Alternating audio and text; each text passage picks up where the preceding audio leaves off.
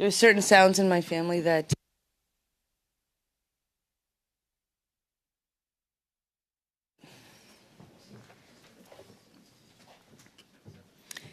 he has 10 minutes for his opening, right? He knows. Okay. Good morning, everyone. I call the meeting to order. Welcome to the meeting number 80 of the Standing Committee on Procedure and House Affairs. The committee is meeting today to study the question of privilege related to against the member for Wellington Halton Hills and other members. I would like to remind all members and witnesses that care must be taken with regard to the earpieces for interpretation. Please be mindful to not place your earpiece near the microphone, as this can result in a feedback loop which may cause an acoustic shock, which could in turn cause injury to interpreters. Sometimes when we're speaking, we don't notice that we're doing it, so just be mindful. All comments will be addressed to the chair. What I have asked of members and of our guests today is when the exchange is happening, keep an eye on each other, because you'll see a little bit of a nod to say I want the floor back, and that would just help with me having to interrupt, because I would like to maximize the time that we have. And we have with us today the Right Honourable David Johnston, Independent Special Rapporteur on Foreign Interference, to declare any conflicts of interest. He was the president at the University of Waterloo when I not only attended but graduated, so we do know each other from the region of Waterloo. And I'm going to, Mr. Johnston gave up to 10 minutes for your opening comments. And before I do that, there is some rumblings and thoughts that there might be votes taking place today. As there might be votes, I would just like agreement that the vote that takes place, if it does during opening comments or the first round of questions, we would be in agreement to use the voting app and to continue working. Are we okay with that? I will pause just to make sure everyone can get their pictures in, and then once everyone's set and in place, we will continue. That would maximize our time together. And I'm also going to, because we have 3 hours together, just change up the way we do questions. We will start off with 10-minute rounds instead of 6 minutes, and then we will continue with the normal 5-5, 2.5, 2.5, 5-5.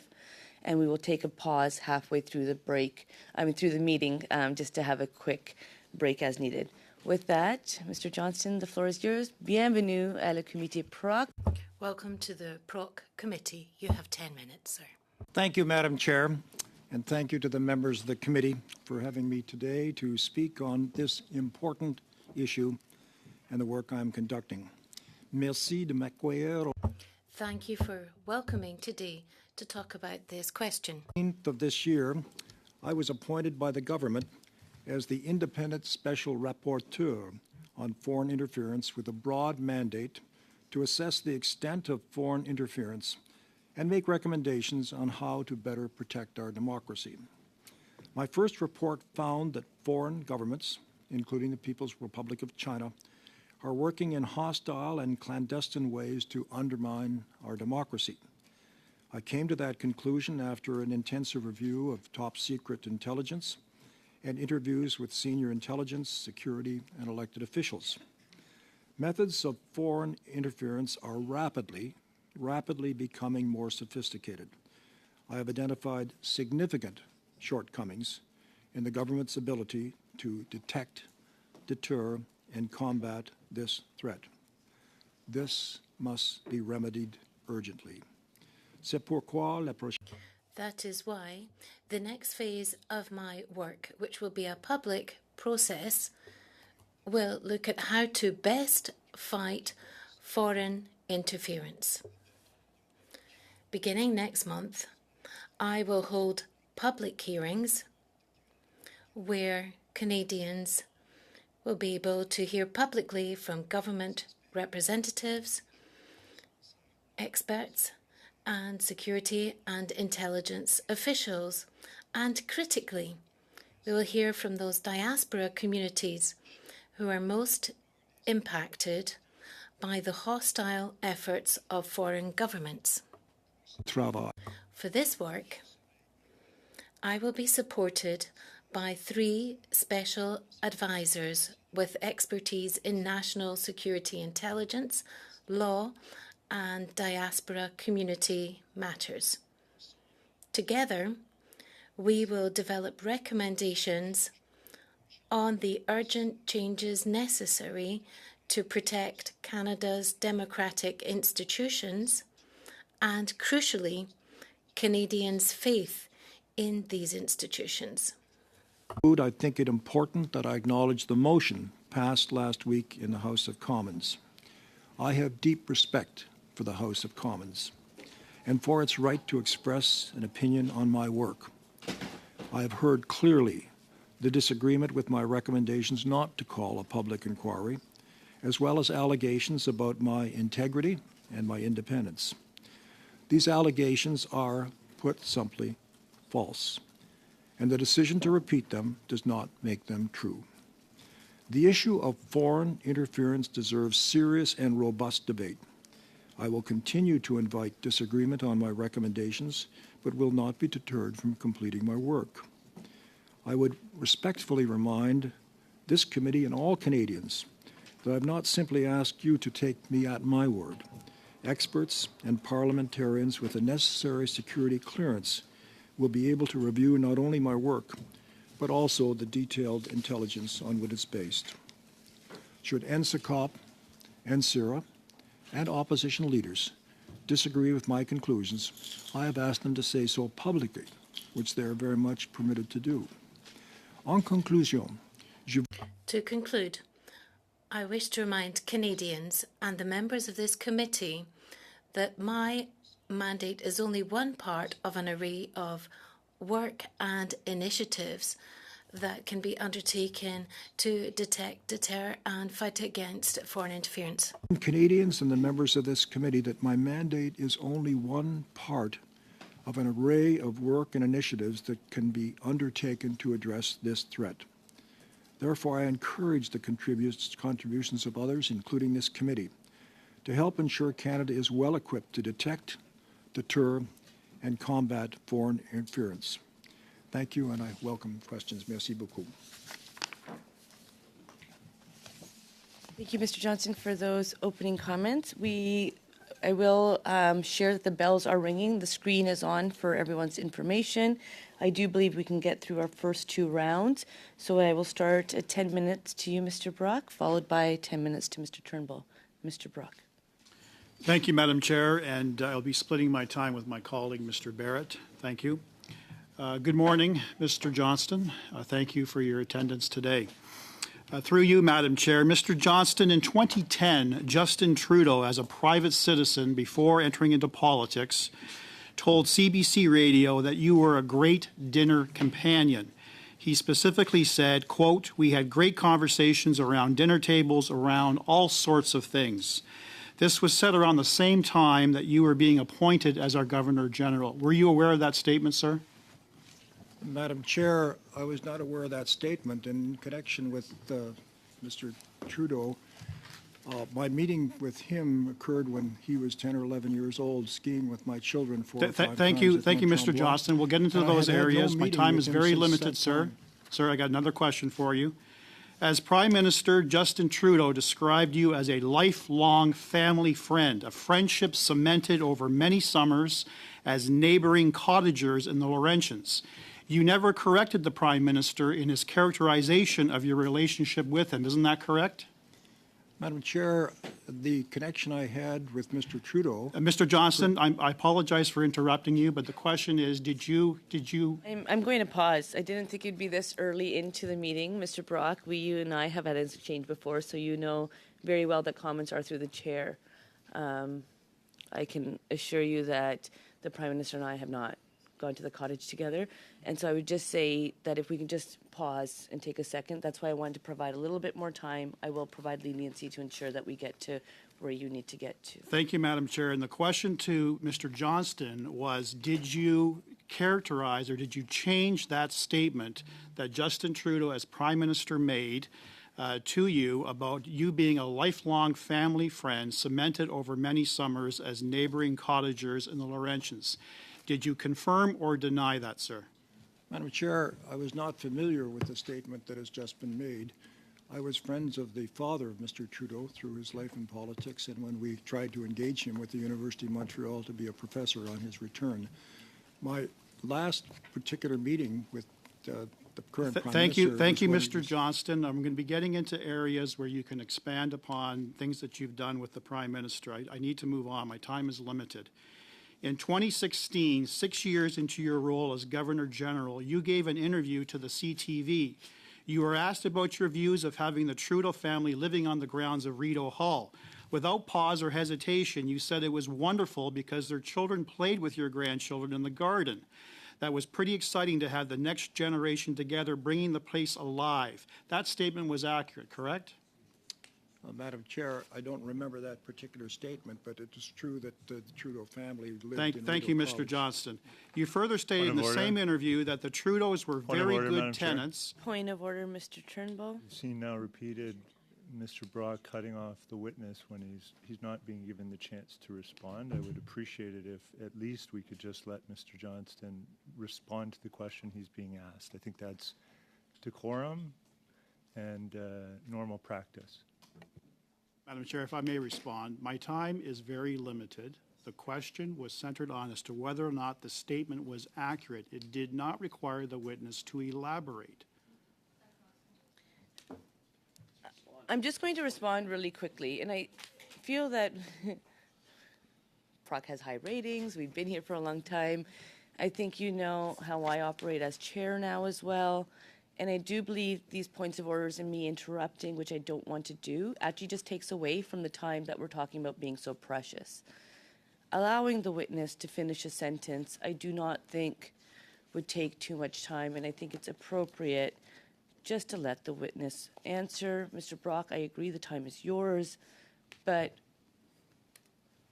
let's just be mindful, and I think we can get through this. And I know you can, Mr. Brock, so Thank I'm you. going to pass you back the floor. Thank you, Madam Chair. You further stated that your wife Sharon and yourself became good friends with the Trudeaus, that your relationship with Pierre Trudeau went back to children's days when the families would get together to ski at Mount Tremblant. You stated that the 3 Trudeau boys were the same age as your 5 daughters, that you became a ski party at Mont Tremblant. You stated that your children had enormous respect for Pierre Elliott Trudeau. He was a wonderful father and very good with the children who at this point were teenagers, that he would lead them into discussions such as democracies in the world. And then in 2017, sir, you interviewed with Paul Wells. You talked of knowing Justin Trudeau since he was 6 years old, as both families shared adjacent cottages in the Laurentians. In 2017, sir, the Prime Minister paid tribute to you, calling you a family friend and a friend of his father. He ended his comments by saying to both of you and your wife, "Thank you, my friends." You privately or publicly did not object to the assessment of your friendship with Justin Trudeau. Now let's fast forward to your press conference of May the 23rd. You were on record stating the following basic facts of your so-called friendship with Justin Trudeau. Your words, sir, that when your children were ages 7 to 12, you had a condo at the foot of Mount Tremblant. Pierre Elliott Trudeau had a country home 50 kilometers away. On 5 occasions over 7 years, he and his 3 kids came and parked their car in the lot. On one occasion, you drove the kids back to their mother's house. You knew Justin Trudeau as a student at McGill. You had no contact with Justin Trudeau until he was an elected MP and later as Prime Minister. The point is, for 40 years, you said, sir, I had no contact with JT, Justin Trudeau, not as a friend. Those are the facts. Later that day, you interviewed with CTV anchor Omar Sakajina and stated your relationship with Justin Trudeau was an unfortunate allegation. You largely confirmed the same details as your press conference, but changed the frequency of ski trips to 5 occasions over 2 to 3 years, as opposed to over 7 years. Now, Mr. Johnson, what we have before this committee are 2 completely different descriptions of your relationship with Justin Trudeau.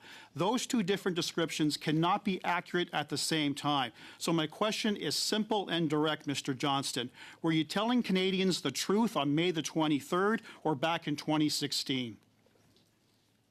Madam Chair, telling the truth with connection with my relationship with Prime Minister Trudeau goes back to when our children were teenagers And during the course of almost 40 years, we had no meetings, no dinners at one another's homes, no particular contact. Was a friend of the father, etc., but those were the extent of the contacts. Thank you, Madam Chair. I'll resume the time there. Sir, you were a member of the Trudeau Foundation until your appointment to this position. Is that correct?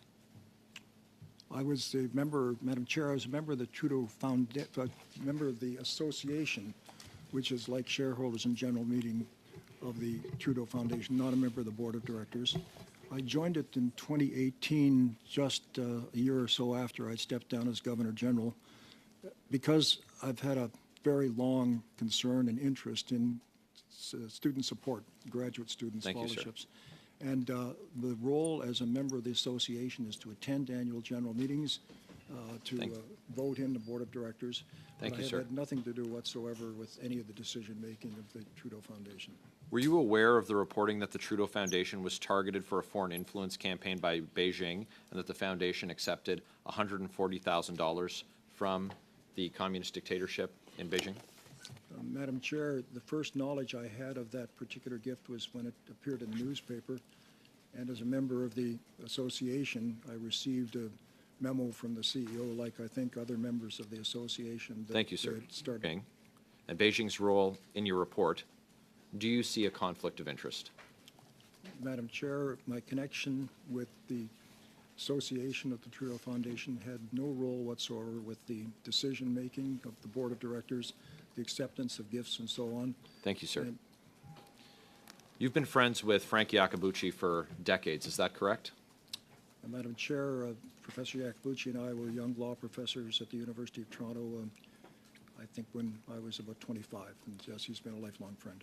And Mr. Iacobucci, also a member of the Trudeau Foundation, is who you sought out an opinion from on the matter of whether or not you were in a conflict of interest, for which he provided you the exemption or excuse that you were looking for. Madam Chair, Professor Iacobucci, Justice Iacobucci, was not a member of the Trudeau Foundation. He was a mentor to one or two students who were scholars of the foundation. The function of the foundation is not only to provide scholarships, but to provide the possibility of mentorship for those students by people who are respected in their area. Thank you, and sir. he served in that capacity, and yes, when allegations were made about me having a conflict of interest, Thank you, sir. he knows me for a long time, and he indicated I had none. Sir, I believe there's at least 12 retired Supreme Court justices who aren't associated with the Trudeau Foundation, like Mr. Iacobucci. Mr. Iacobucci's law firm, Torys LLP, was also hired. You hired them to assist you, and working for Torys was a longtime Liberal donor, Sheila Block. So we have you with an association to the Trudeau Foundation. We have Mr. Iacobucci, who is associated with the Trudeau Foundation. We have Ms. Block, who is a lifetime donor and supporter of the Liberal Party, including attending fundraising events with the Prime Minister in recent time. Given all of that, you don't see a conflict of interest? Madam Chair, with respect to the question of Ms. Block, she is a preeminent counsel. The question is with respect to conflict of interest, sir. Okay, pause. So you just took 23 seconds to ask that? Let's just provide the witness 23 seconds to answer that. And now I can't believe that I'm sitting here timing how much time it's taking for the questions so the answer so that I can run a functional meeting. When members have all asked for 3 hours of time of this person. 3 hours, that's a long time to be meeting. And then we talk about how important our time is, but then you want me to keep interrupting. So, Mr. Johnson, the floor is yours. Madam Chair, I do not see a conflict. Sheila Block is a preeminent counsel. She served me very faithfully when I was invited by Prime Minister Harper to undertake another very difficult inquiry 15 years or so ago. She is renowned for the quality of her work, and it's certainly important work that's done well. But that said, the conclusions in the report are mine. Whatever lawyers in practice or others do with respect to contributions to political campaigns. These are all on public record and well understood.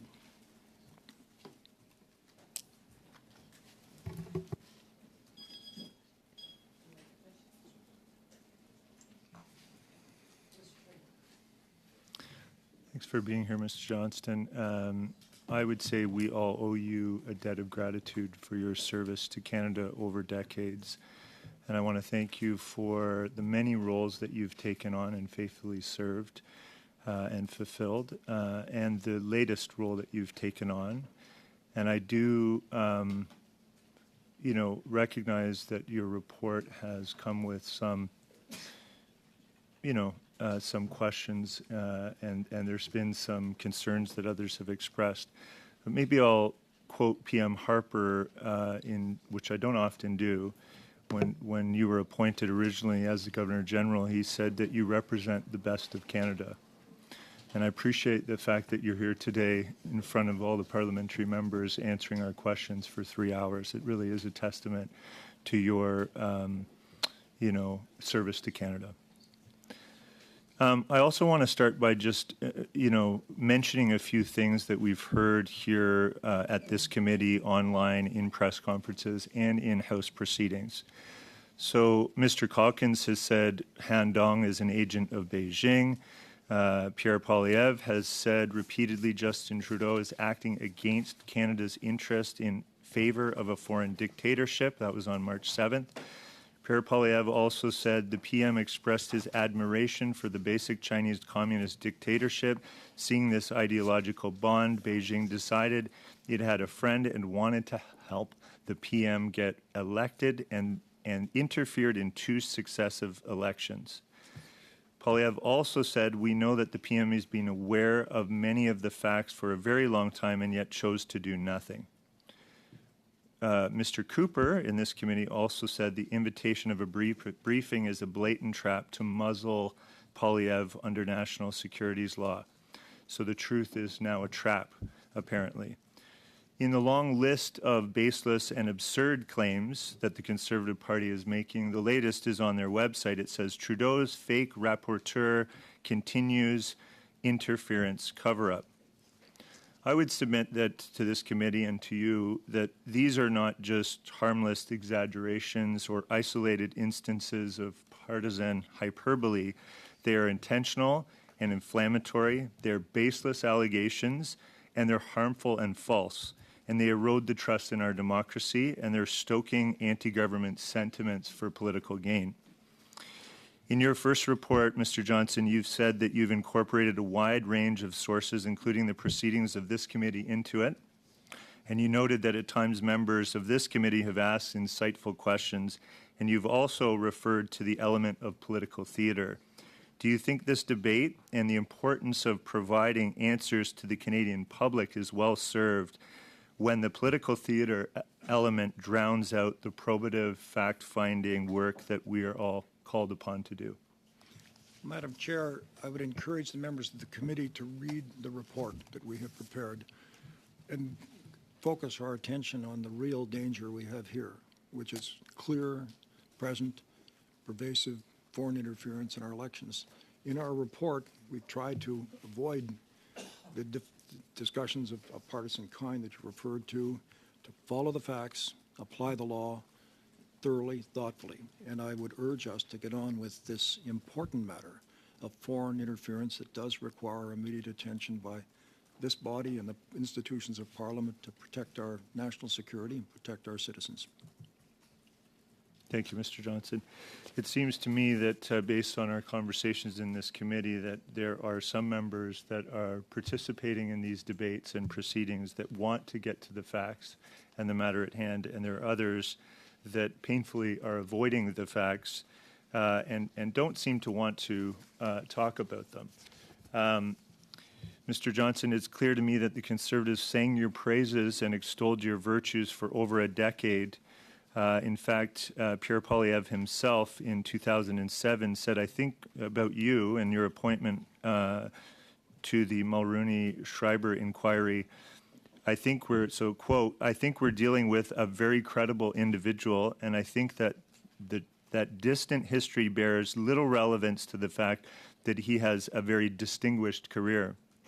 If we're suggesting just because at some point in history he was appointed by a Conservative PM that he should be disqualified from participating in public life, I think that is a little bit extreme. This is a very qualified individual, and frankly, I haven't heard anybody question his integrity, and I have not reason to do so. End of quote. So, Mr. Johnston, why do you think Mr. Poilievre has changed his mind from 2007 until now?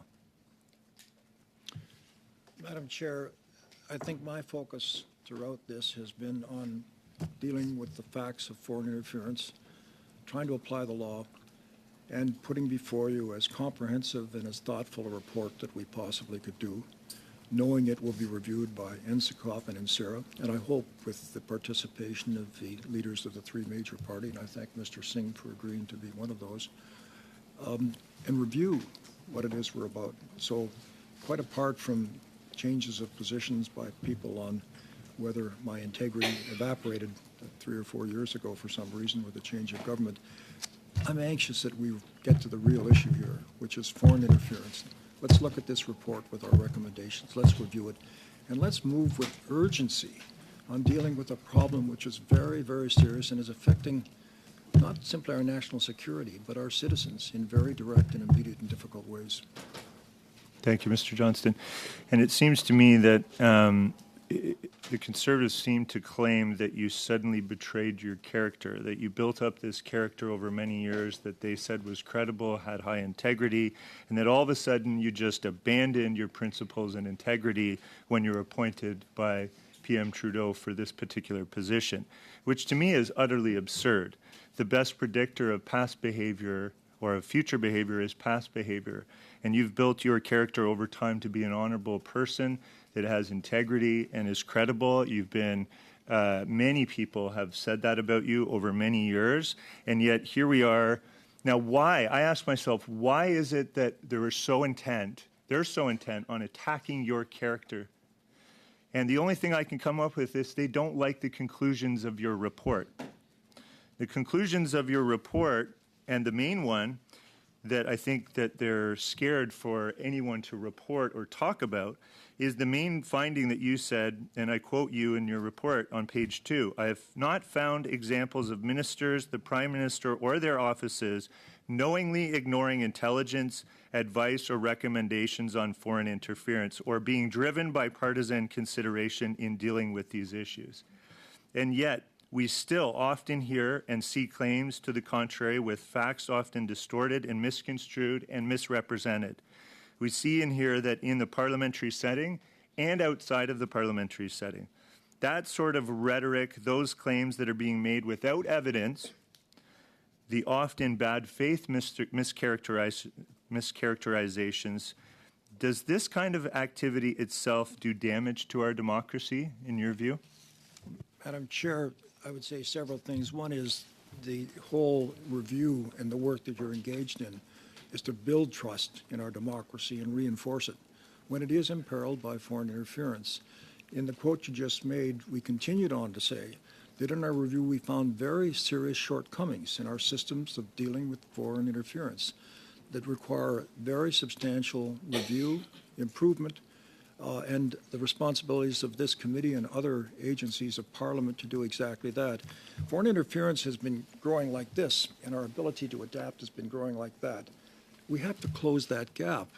But that's the work of Parliament, to get at the facts, to come up with the recommendations and improvements using the precedents from other jurisdictions, especially the Five Eyes, who've had to deal with this for longer periods of time, more difficult threats in their case, now very much present in our home. Our job is to look forward and to determine how we can do a much better job of putting together a system that deals with foreign interference in a constructive and very protective way for Canadian interests. Well, I agree completely that it would be nice if other parties would contribute to those discussions in a constructive manner, operating based on the facts. But what we've seen is you've built in validation for your findings, but members of opposition parties are not willing to actually review the annex to your report. Is this what you meant in your report by operating behind a veil of ignorance? Madam Chair, in our report, we have presented what we can do publicly, paying full respect to the classified information that we were able to receive. And we have prepared an annex to that report in which we go into detail on the classified information that permitted us to come to some of those conclusions. And that classified part, of course, will be with our report before the NSER committee, the NSICOP committees, to be reviewed and corrected. But it means getting on with the job. Parliament doing its work, which is to deal with this danger of foreign interference in our elections in a constructive and a thoughtful way. Thank you. OK, donc, on va continuer avec Monsieur. So we'll continue with Mr. Terrien. There's 3 minutes that remain before the voting period begins. We'll take the 10 minutes with Mr. Terrien, and then we'll have a break so that everyone can vote. So, Mr. Johnston, in the 2 official languages, the time that it takes for interpretation will not be taken away from Mr. Terrien's time. So take the time to listen to the question and comments, and then you can answer with the time that you need as well. So, Mr. Terrien, over to you. Thank you, and good morning to Mr. Johnston and colleagues. Thank you for being with us today. As far as possible, we're trying to defend democracy, which is being very much attacked by foreign interference. So it's extremely important what we're doing. When I go door to door and I meet with people, and I'm sure you all do the same thing, there's people that say to you, I'm not sure whether I'm going to go and vote, and I encourage them to do so. See, it's important to make a choice. It's important to vote and get involved, because it's your choice that can decide on the colour of the government and the policies that will be adopted. So there's more and more abstention, and we're trying to fight against this type of abstention. Unfortunately, when we see these foreign interference threats, people's trust in democracy and in our institutions, and it's this lowering of trust which can lead people to say, OK, the dice is already cast, why should I vote? It seems that foreigners are deciding for us. So it can take on significant proportions. So we have to protect this trust, and we have to protect our institutions. When the population says to us through polls that it's 72%, according to the Léger poll, 72% of people want to have a public inquiry that's independent, because this is a serious threat and we need to shed light on this, and people think it's the only way to do this. Experts, several experts, and I could give you a whole list of experts, many experts that are specialised in this area, say that there has to be an independent public inquiry held. And the House, by majority, has stated that we have to have a public inquiry that's also an independent public inquiry. And when I read Mr. Johnson's report, he has actually dismissed that possibility. So I'd like to know why he has dismissed the possibility of holding an independent public inquiry that's been called for by so many people. Madam Chair, first of all, I warmly reinforce the comments that has just been made with respect to people losing interest in and understanding about democracy, and that we must work very hard to build that trust. I would also say that what we're seeing around the world is a diminishing trust in democracies all over. As people move away from the rule of law, which is so important here, and move to the law of rule, strong people, autocratic governments come into place. That's the danger we face. With respect to the question of public inquiry, we thought long and hard about this. The dilemma is that we're dealing with classified information, and it is not possible to discuss classified information in public, nor to report it in your reports. So, and this has been apparent in other inquiries that have had to deal with this difficult matter. What we have done is to say, having dealt as best we can with classified information on the questions of responsibility within the government for dealing with foreign interference, that we have very serious shortcomings, and will proceed in the second phase of our mandate, the next 5 months, to deal with those issues in public hearings, inviting the public to come in and participate with experts to do so, and to put a focus on the urgency of getting on with this, and to begin with public hearings with diaspora communities whose voices have been explaining these concerns to us, but without adequate protection and response up to now. And in the balance of our work, we hope to address that and a number of other issues that will place a very strong focus on the urgency of dealing with foreign interference and encouraging and strengthening our parliamentary institutions to develop the appropriate reforms and put them into place, and then see that they operate in a way that does, in fact, build trust in our democracy. Well, Madam Chair, there are precedents which mean that we can have independent public inquiries held, even if these are very tricky, sensitive subjects, where there can be problems related to the security of certain persons. And that's why in these public inquiries that there was in-camera sessions for some of these matters, but the public independent inquiry is the best way to shed light on this matter. For example, if we look at the three secret services that were involved in the public inquiry, and we were able to proceed with an independent public inquiry. The same thing for the Air India attack. There are precedents that exist for this type of public inquiry, and in full respect to Mr. Johnson, when he says to me that we've discussed this and we considered that there were certain elements that would prevent us from holding a public inquiry, I would respond to him and I'd like to hear from him. I'd like to say that this has already happened, and I push it even further. For example, Dan Stanton, who was in the CSIS, and he knows what he's talking about. And is he incorrect when he said that we cannot have a public inquiry? Because Mr. Stanton has said foreign interference is one of the intelligence issues that's easiest to explore within the framework of a public inquiry. So I'd like to hear from you on what Mr. Stanton has said and on previous experiences which have shown that a public inquiry is possible. Madam Chair, the issue of public inquiries are important, and what we realize is that when you're dealing with classified information, it becomes very difficult. It has been possible in other reviews to have sessions that don't deal with classified information and has shined the light of day on those.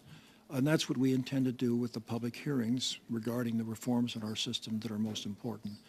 When Justice O'Connor finished the Arar inquiry, his comments was that public inquiries on the Public Inquiries Act are very difficult tools to use for something whose job is to shed light on situations, particularly situations of negligent responsibility and so on, because they are led by lawyers with cross-examination. They have difficulty getting at information that is classified, can't do that in public, are very expensive, are very time-consuming, and often do not result in providing the light. What we have hoped to do, of course, in the 5 remaining months of our mandate is to do exactly that, to have public hearings on matters that are not part of the classified information. And I think we may recall an earlier inquiry was the MacDonald Commission that led into the creation of the CSIS Act to take over the responsibilities for foreign interference from the RCMP. That commission was 5 years in its work to completion. Madam Chair, I'm rather blown away there when we say that independent public inquiry can be costly.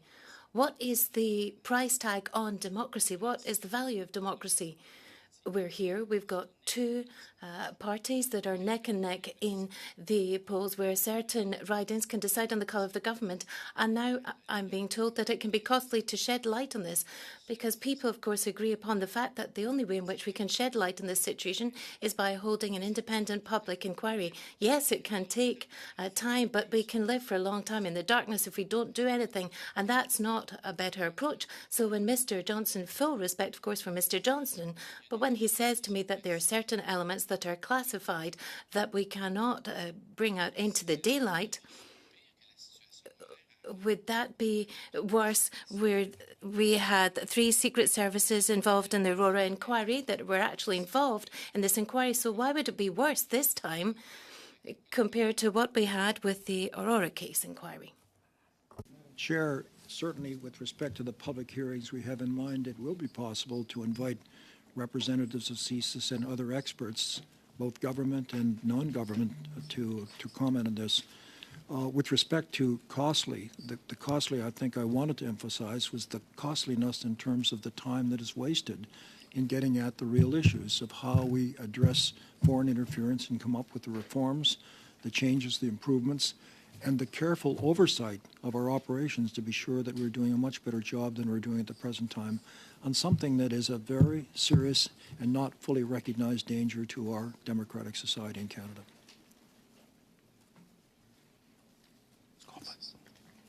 Est-ce qu'on peut voter maintenant? Can we now vote, Madam Chair? I've cut off my time. On va faire une Ça vous va? Oui, merci. Yes, we're going to have a break now, and then we'll return back to you for a few minutes for a couple of last questions. So now we can vote, and if you haven't voted, just let me know.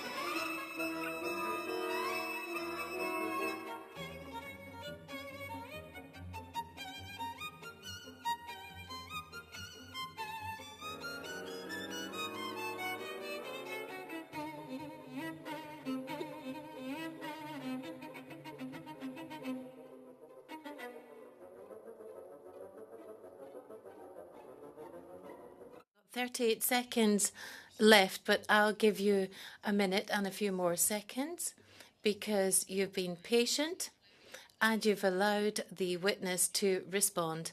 So you'll get an extra minute or two.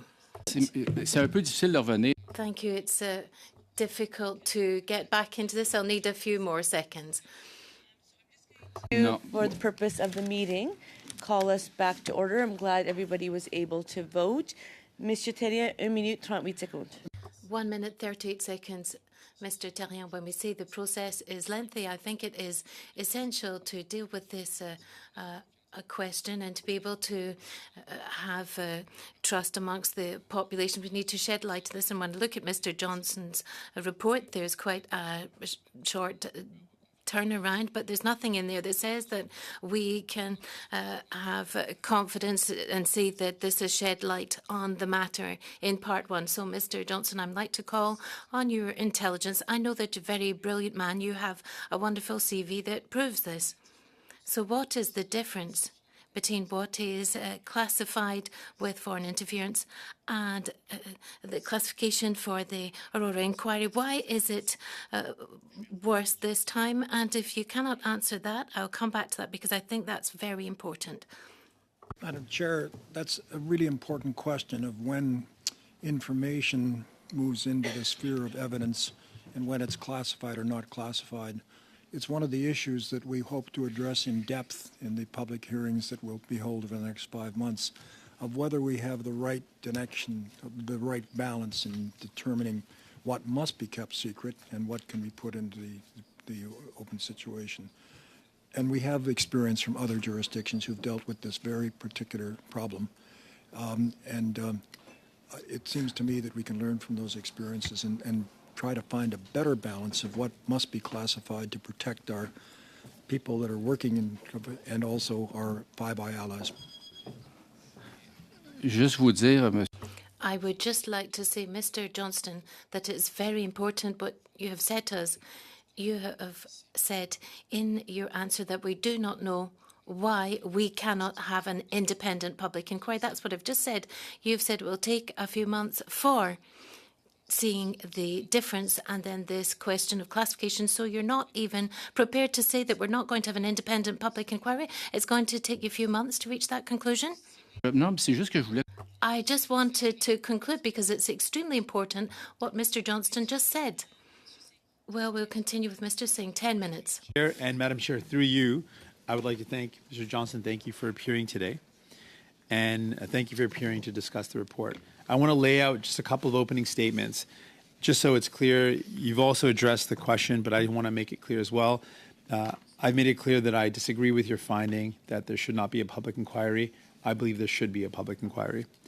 And I think that is the only way to really restore public trust and confidence in our electoral system.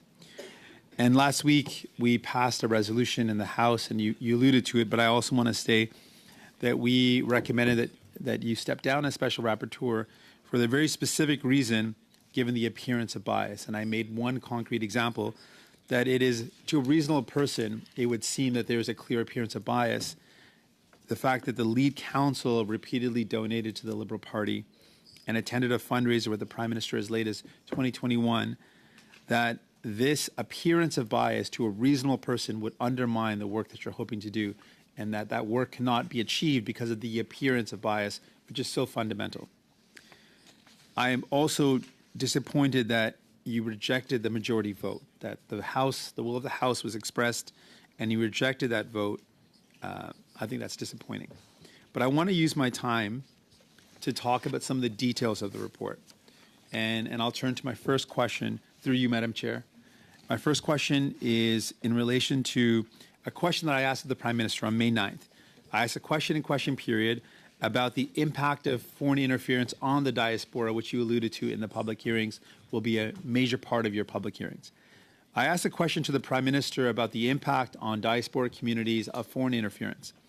And in response, the Prime Minister said, and I quote, "The diaspora, whether the Canadian, the Chinese Canadian, the Iranian Canadian, the Russian Canadian, or the Indo-Canadian communities are often the first communities to be targeted by foreign interference."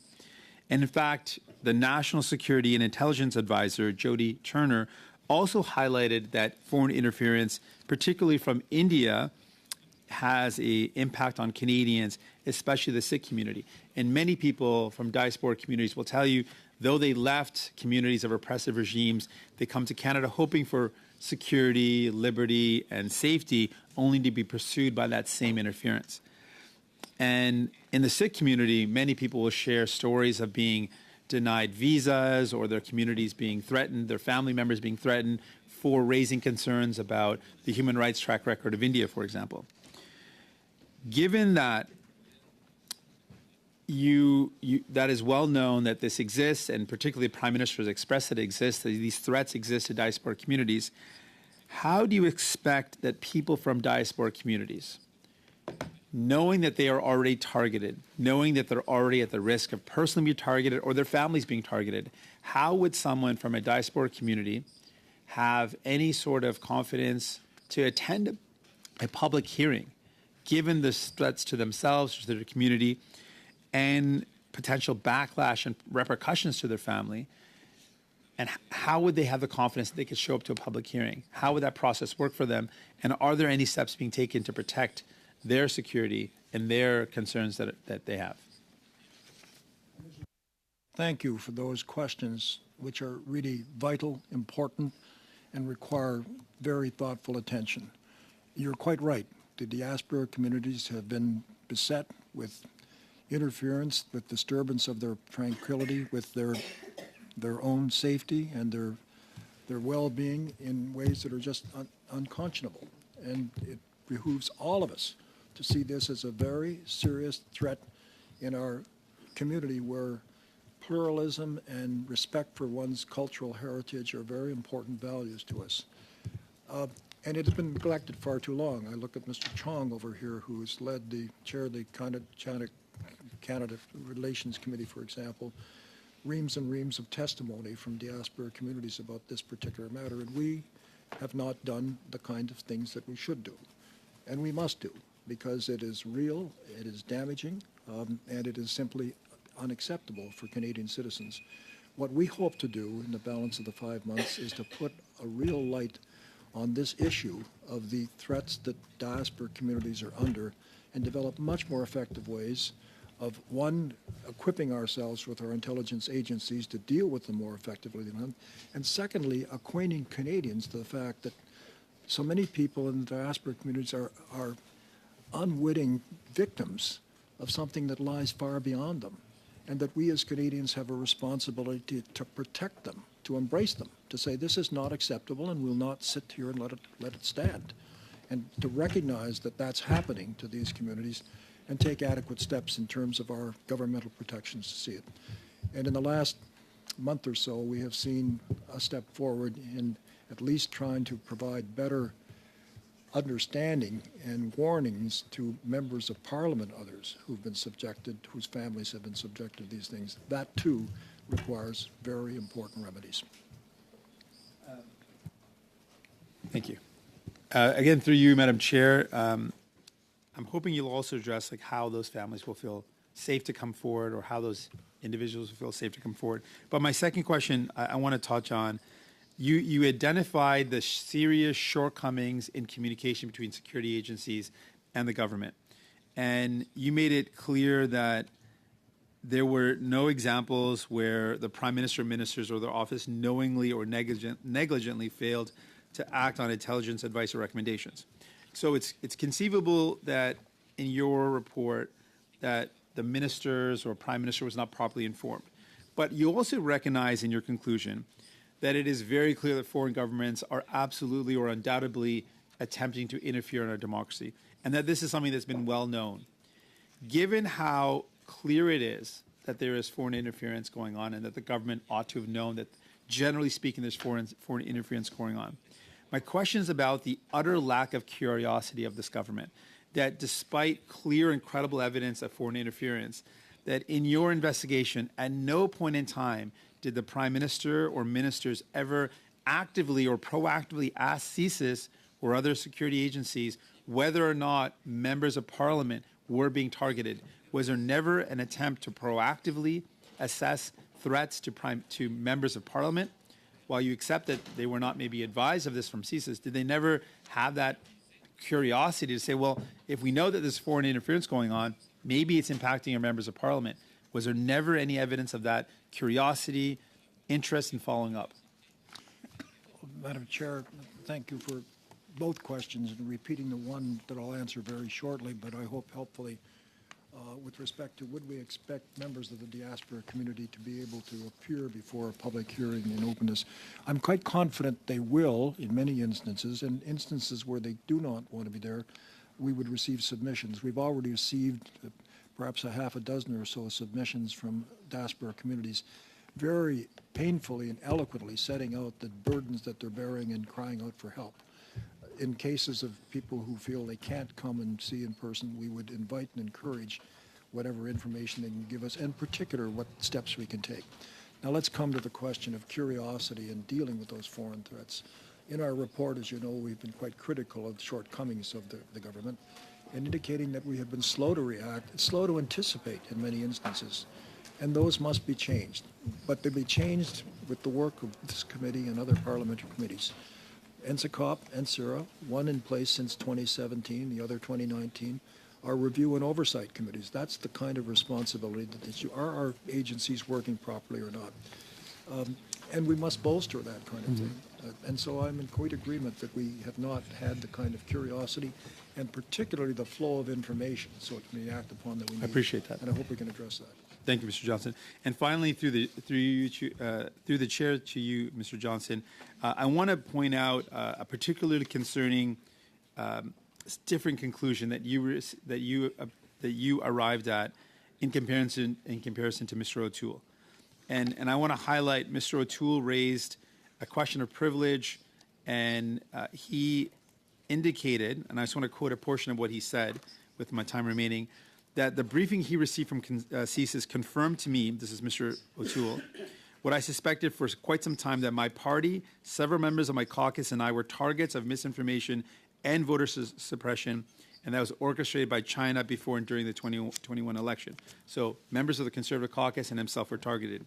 In your report, you find that you, in reference to Mr. Chu, who was, of course, a member of the Conservative Party and a candidate in the 2021 election, that misinformation could not be traced to a state-sponsored source. So we've got two very different conclusions from a CSIS briefing that Mr. O'Toole is referring to, and then you're stating in your report that there was no clear evidence that it was state-sponsored. How could you have such different conclusions from what Mr. O'Toole received? Well, again, Madam Chair, I appreciate that particular question, and I've asked to be brief. We did have an opportunity to meet with Mr. O'Toole shortly before our report was completed and did take into consideration what he had to say to us. And I must say he has been a very knowledgeable, thoughtful person about this and has much more to contribute. The evidence that we had before us that permitted us to come to the conclusion you've just suggested was what was available to us at that time. I think since that time, the conversations that Mr. O'Toole has had with the director of CSIS, I think there's been a much greater step in terms of what should have been done and what must be done in the future. Thank you. Maintenant, Monsieur Berthold, 5 minutes. And now Mr. Berthold for 5 minutes. Thank you, Madam Chair, and thank you, Mr. Johnston. Mr. Johnston, I was quite shocked in your opening comments when you said the comments on your integrity are false, and the fact that we repeat them doesn't make them true. I think that this statement alone puts you in a situation of a conflict of interest, in particular towards the leaders of the opposition. Mr. Johnson, you were Governor-General of Canada, so you could not exercise any political role, but you still have a pay as former Governor-General. Is that correct? Could you repeat the question, Madam Chair? Have what as a pay? Do you continue to receive pay as former Governor-General? You still receive payment? Madam Chair, I don't receive any payment as former Governor General. I have a pension as a public servant, and that is the pay. And there's. Merci. Thank you. You were a member of the Trudeau Foundation for how many years? Madam Chair, thank you for that question. I joined the association of the Trudeau Foundation. That's like a shareholder at a general meeting, not a member of the board of directors, not involved in any decision making. C'est pas la question, Monsieur. That's not the question. To vote in the board to approve the financial statements, no involvement in fundraising of that kind. And I resigned, that was 2018, and I resigned in March of this year when I was appointed to this role. Vous avez déclaré. You have declared in an interview in 2016 talking about relationship with the family of the Prime Minister that you got to know the children, and our friendship was built on exchanges amongst children. Do you remember these statements? Madam Chair, I do recall referring to the fact that my own children and Mr. Trudeau, as a young boy, did have opportunities to ski together 4 or 5 times. Between that time and until he became Prime Minister, I had no meetings with Mr. Trudeau, and our children, to my knowledge, did not. And when they became neighbors to us at Rideau Hall, I think I referred to it, the fact that it'd be very nice for our grandchildren to have a chance to play with his children. And that didn't occur, I don't think, on any occasions, but it still would have been a pleasant experience for us. Monsieur Johnston. Mr. Johnston, I'd like to ask you to be briefer in your answers because I'm trying to go through several points and I want to be respectful and give you time to respond, but I've got very precise questions. When you were the president of University of Waterloo, you went to Chongqing and you met President Xi Jinping and you said it's wonderful to be back in China. It feels as if I've gone back home. Is that exact? Madam Chair, if I understand the question correctly, it was wonderful to be back home. I think that was Mr. Trudeau going back to 24 Sussex Drive, and that was not available. The Secretary to the Office of Governor General very gallantly said he would be happy to vacate Rideau Cottage, and that's why Mr. Trudeau's family moved in there. Madame la Présidente. Madam Chair, perhaps there are problems in terms of interpretation because the answers are not matching up with the questions that I've been putting from the outset. So I'd like to ask you to show some indulgence. I'll try and talk slowly. It seems that Mr. Johnson is not answering my questions due to the interpretation. Mr. Johnson, you asked Mr. Jacobi, a former mentor of the Trudeau Foundation, to give his opinion on possible conflict of interest when you were becoming the special rapporteur. Is that correct that you turned to him? And you turn to Ms. Sheila Bloch, who is a big supporter of the Liberal Party, to be your main advisor in drafting the report. Is that true? Madam Chair, it is true that Madam Bloch was my senior Merci. counsel with respect Thank you. to her inquiry, and I reached out to her to be the senior counsel for this review as well. J'ai beaucoup d'autres. I have lots of other statements that you have defined as false, Mr. Johnson, but unfortunately I don't have much time because of problems of interpretation. You have written a book called Trust. I've got it here. There's no version in French, and in this book, and I'd like to cite from it, Madam Chair, that the worst leaders manipulate by not disclosing information or only disclose information that supports their opinions and decisions and actions. Do you remember writing that? I do remember writing that chapter of this book, yes. Monsieur Johnson. Mr. Johnston, with all full respect, given your years of experience, having recognised the facts that I've listed, it seems there's not one single thing you think that would have an appearance of a conflict of interest for someone who has to present an independent report on the foreign interference of Beijing in our elections that would have favoured the Liberal Party. Do you sincerely think that with all of this, there is nothing that could give the appearance that there's a conflict of interest? And do you think that Canadians should just believe you on your word? Well, Madam Chair, to answer the question, I don't believe I have a conflict of interest, and I would not have undertaken this responsibility had I had a conflict of interest. What I would say is that for 55 years, I've served on advisory committees, perhaps on 2 to 3 dozen times, because of my nonpartisanship and integrity. And this is the first time that's ever been called into question or a suggestion that I have a conflict of interest. So my suggestion, Madam Chair, is that one looks at a record of service and comes to one's conclusion about conflict of interest. And I would, again, plea that you focus the attention on foreign interference, this report, which will be reviewed, and others where we must do a much better job of getting on with the important matter. Ms. O'Connell, 5 minutes to you. Thank you, Madam Chair. Thank you, Mr. Johnson, for being here today. And actually, where you just left off, I think is part of where I want to go with some of my questions. I will, before I get to that question, though, Madam Chair, just want to point out that the Conservatives just had a total of 15 minutes worth of questions, and they didn't ask a single question about foreign interference. Not a single question. Madam Chair, it was nothing more than a character assassination or conspiracy theories around children playing together.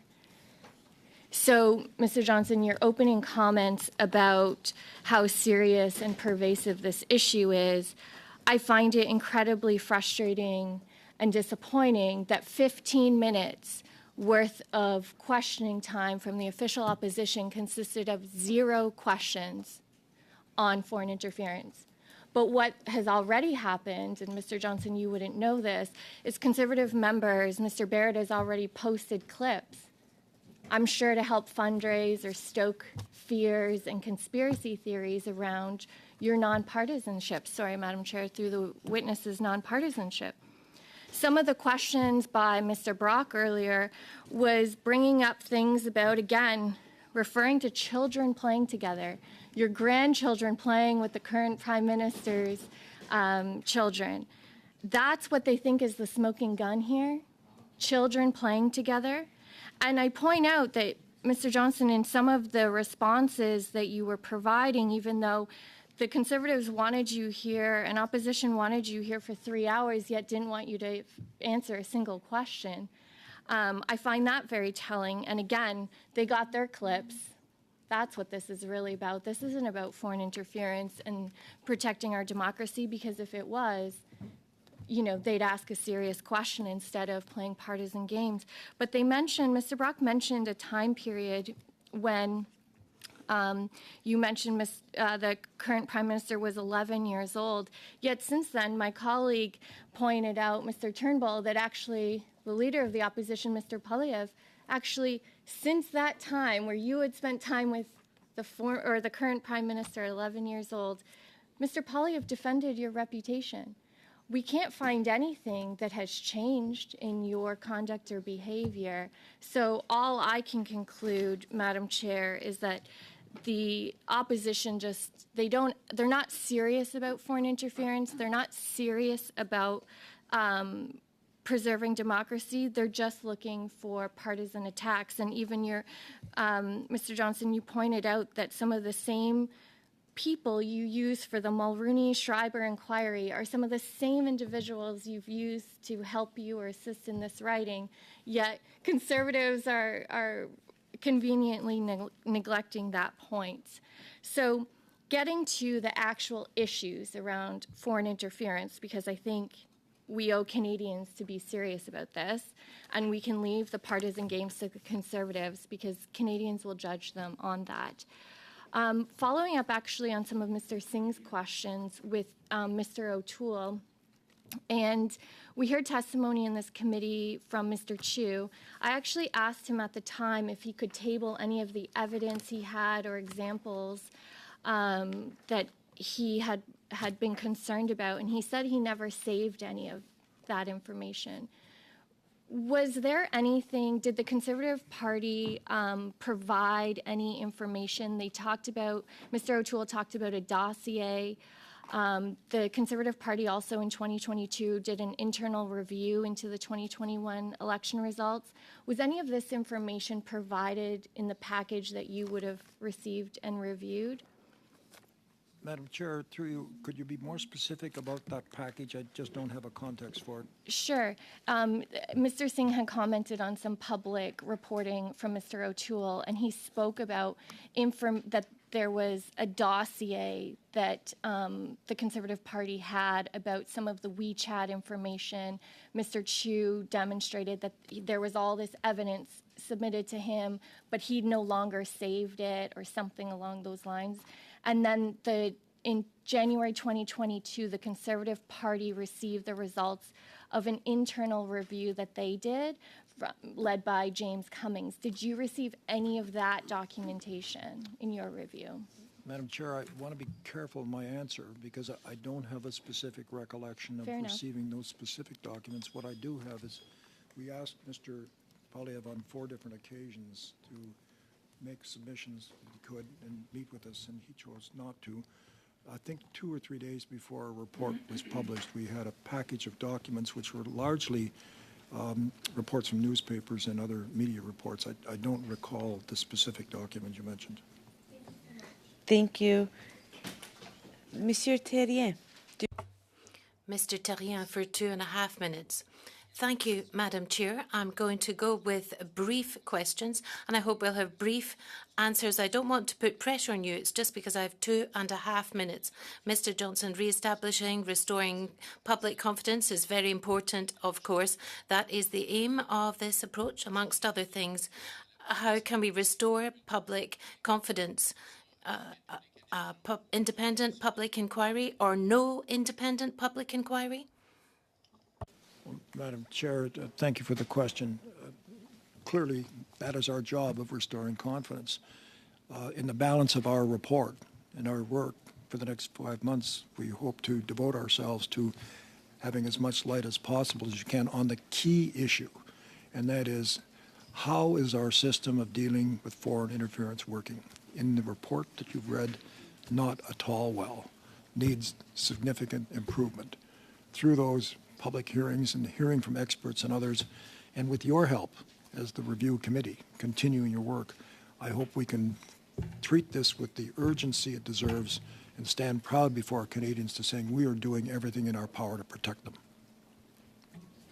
Bon, le message que The message that I'm hearing, Madam Chair, is that I'm going to shed light. Don't worry, I'm there for that. But the problem is a simple one. There were people before David Johnston came out with his report that were against a public inquiry, certain experts, and after his report came out, they became in favour of a public inquiry. Does that mean that this attempt to shed light very quickly and at a low cost has perhaps been a failure, because we've got Mr. Stanton here from the CSIS, Michael Wernick, Artwazinski. They have changed their minds after you came out with your report. Does that mean that finally there needs to be a report that's a public inquiry? Because you've not convinced people. Instead, people have been convinced after your report came out that we actually do need to have an independent public inquiry. Madam Chair, again, thank you for that question. We have set out the reasons why we think a classic Royal Commission public inquiry would not serve the process of rebuilding trust, but the public hearings that I mentioned will. And I come back to Justice O'Connor following the Arar Committee, who said that public inquiries in the traditional sense are not particularly useful and can be horrendous in dealing with these kind of things, and there are appropriate ways to deal with them, and that's what we hope to do in the next 5 months. Merci. Madame Kwan. Thank you. Madam Kwan, please. Very much, Madam Chair. Through you to Mr. Johnston. Global News reported that on February 8, 2023, that national security officials warned Prime Minister Trudeau and his office more than a year before the 2019 federal election that Chinese agents were, quote, assisting Canadian candidates running for political offices, end quote. In Mr. Johnston's report, an early draft of the memo contained similar but not identical language was noted. The draft was significantly revised, according to the report, before the memo went to the Prime Minister. Did Mr. Johnston inquire who changed the memo and why it was changed? Well, Madam Chair, thank you very much for this question. I want to go directly to our report, and there are two parts of my brain functioning here. One is the part that deals with classified information, and the other is the part that deals with open information, and it's important that I not cross that boundary. To deal specifically with the question that has just been raised, Madam Chair, on page 23 of our report, in dealing with these statements and conclusions in the press, the PRC interfered with the nomination of Han Dong as the Liberal Party candidate in Don Valley North. Global News, February 24. Irregularities were observed with Mr. Dong's nomination in 2019. There is well-grounded suspicion that the irregularities were tied to the PRC consulate in Toronto, with whom Mr. Dong maintains relationships. In reviewing the intelligence, I did not find evidence that Mr. Dong was aware of the irregularities or the PRC's consulate's potential involvement in his nomination. The Prime Minister was briefed about these irregularities, although no specific recommendation was provided. He concluded there was no basis to displace Mr. Dong as the candidate for Don Valley North. This was not an unreasonable conclusion based on the intelligence available. Mr. Johnson, I know if you just reference where you would like us to note to, we'll take it just because time is limited. So I'm going to go back to Ms. Kwan. Thank you. Well, thank you very much. Thank you very much, Madam Chair. I read the report several times over. Quoting it again, to me, is not going to answer that question. My question was, did Mr. Johnston look into who changed that memo and why it was changed? Madam Chair, again, I must be conscious of the classified information. The memo that appeared in Global news was... Sorry, I'm just going to interrupt for a second here, Madam Chair. It's a yes or no question. Did Mr. Johnson look into who changed it? Yes or no?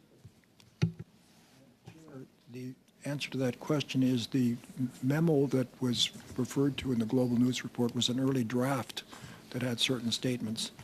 The draft was not circulated further. There was a final draft that completed to quite a different conclusion of what transpired. Thank you. Madam Chair, if I could just finish my thought, then I take that to mean that Mr. Johnson did not ask the question who changed it and why it was changed. Madam Chair, again, let me... So try I'm to- not going to comment, but I think, Mr. Johnson, your comment does stand for us to what your response is. How people receive information is not the debate today, but the focus is on foreign election interference. And I'm going to continue because we're going to go to Mr. Chong for 5 minutes, followed by Mr. Fergus, 5 minutes. Et puis on va prendre... 5 minutes with Mr. Fergus, and then we will have a break. Madam Chair, through you, Madam Chair. Thank you, Mr. Johnston, for appearing. You've made several mentions during this hearing today about the need for Parliament to do its work. You've said it's the work of Parliament to help counter what you call the ever-increasing threat of foreign interference. You've pled with us, made pleas to us to focus on the issue of foreign interference. Our job here is to hold the government accountable. It's set up in the opening clauses of the Constitution Act 1867. Section 18 gives us immense powers to do that. The problem is Parliament has not been able to do its work because our hands have been tied by the government. We haven't been able to get the answers we are seeking to questions concerning the PRC's foreign interference in Canada.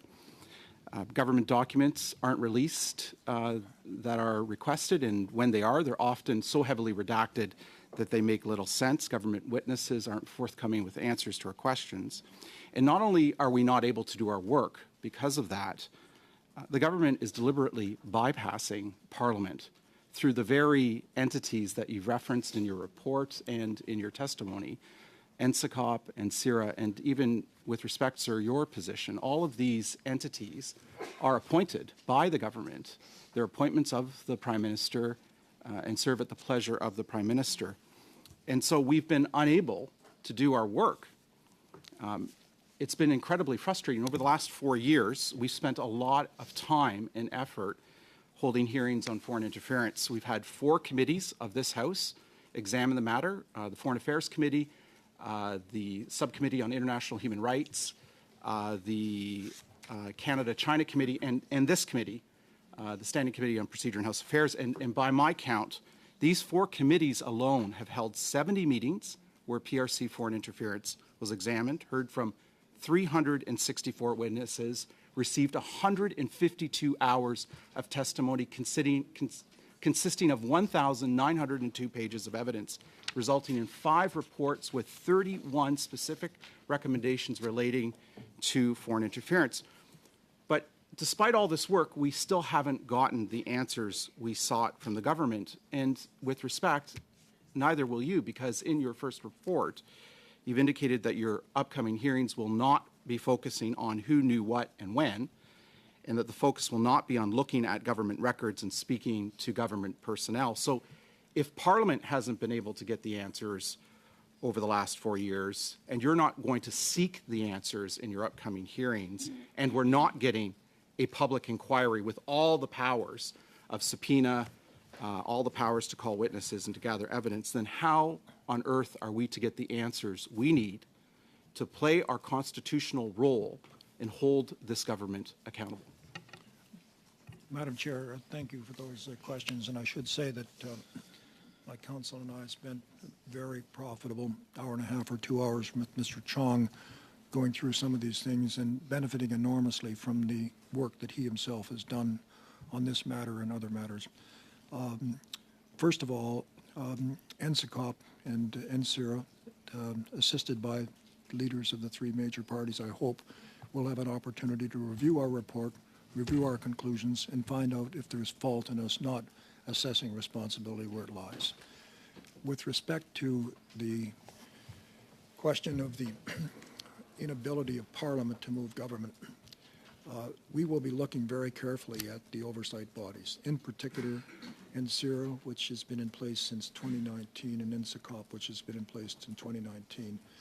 And I would be very surprised if, given the expert testimony we'll have from foreign intelligence experts and advice that we get from you, Mr. Chong, which we will very much welcome, including what you've said has been done over 4 years, of having a much more strengthened, robust role of those two committees to provide proper oversight and ensure that the operations of our foreign interference oversight is much more effective than it is at the present time. Thank you for that answer, Mr. Johnston. I'd like to also follow up and ask you a question about how you can restore public trust and confidence in our institutions. 8 months ago, when this foreign interference scandal first blew wide open, reasonable people could have argued that public trust could be restored without an independent public inquiry. But that door closed a long time ago. The House of Commons, 3 times in the last 3 months, has voted for an independent public inquiry. The majority of Canadians in polling want a public inquiry. You, however, have recommended against a public inquiry. Do you not see how recommending against a public inquiry undermines confidence in our democratic institutions? Well, thank you again for that question, Mr. Chong. What we have recommended and what we intend to do in the next 5 months is to have public hearings on these very important questions of, are our systems adequate? They are not. How do we improve them in very substantial measures? And to focus on that as a really important matter of Parliament and our agencies and for the public generally to ensure that we do a much better job than we have at the present time. Thank you. Mr. Fergus? Thank you, Mr. Johnson, for coming to committee today, and thank you for your report as independent special rapporteur, as well as for your your lifetime of service to our country in many roles. Mr. Johnson, you noted in your report a series of structural issues in the way information is shared by our security agencies. Can you please expand on that, and what could be, an initial view, possible solutions?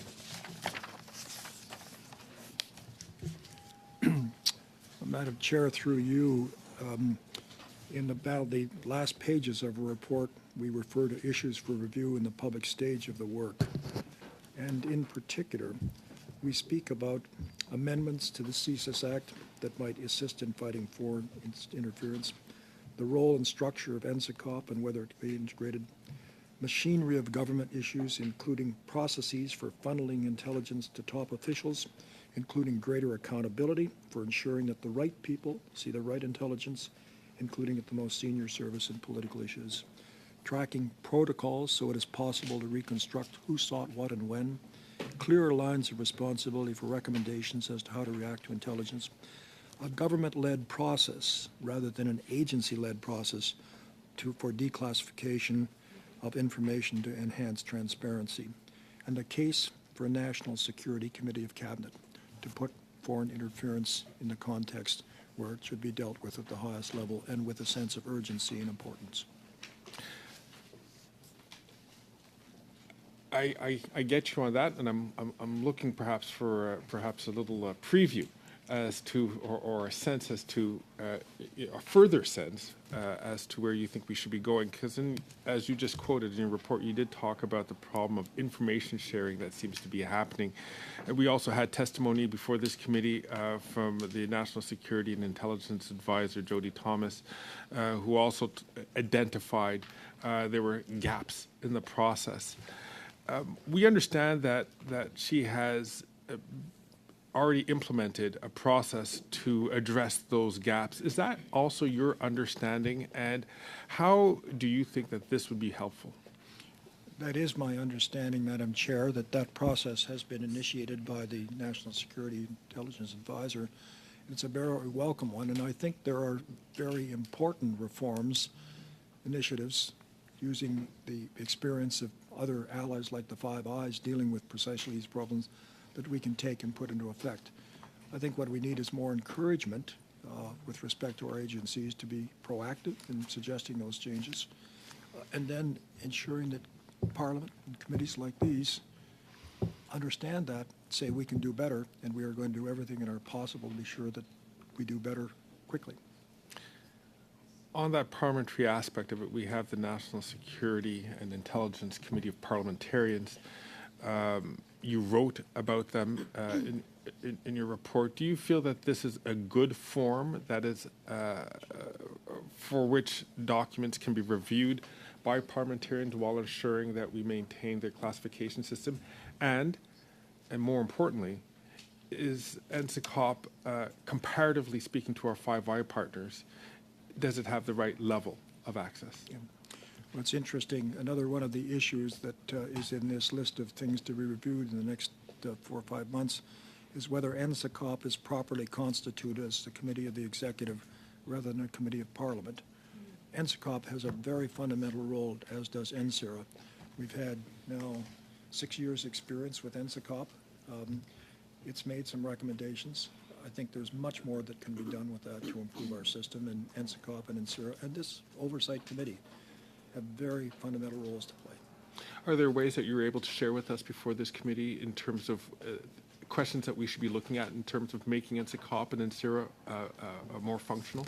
I think in preparing for these public hearings, we'll try to list a series of questions and then invite experts from outside the government and some from within the government to provide their advice on just that. Great. Mr. Johnston, also very quickly, you made some recommendations in terms of changes that should be made to the Canadian Security and Intelligence Act. Can you, this is something that we've also heard from other witnesses, can you expand on what type of changes you would like to see? Madam Chair, the first observation to make is that act was passed in 2003, I believe, and has not been substantially amended since that time. It does call for a significant review. In fact, the Director of CSIS has called for that with some recommendations on a number of occasions. So it's another area where I think attention is urgent and should be done. I'm going to just let you hold that thought because there was a nice pause in between, and I think that was a great exchange. And with that, bells are ringing, so we do have another vote. I'm going to ask committee members to take a 10-minute break. When we return, we will re-enter into 6-minute rounds. I believe we can get through 2 rounds, and then we can vote. Do we have agreement to do what we did for the first vote again? So we can vote by the app. I'll pause to make sure all votes have been registered, and then we'll continue to maximize our time together. Agreed. Excellent. We'll see you back in 10 minutes. Thank you so much. Suspending.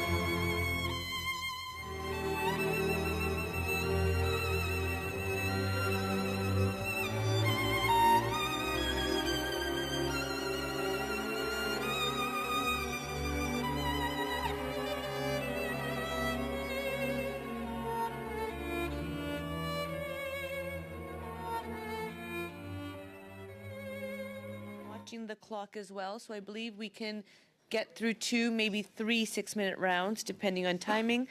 We will be starting with Mr. Cooper, suivi par Madame Romanade. Followed by Ms. Romanado, and then Mr. Terrien if we have time. But we will take time to vote, and we'll do as we did with the first vote. Mr. Cooper, you have the floor. Madam Chair, thank you very much, Mr. Johnson.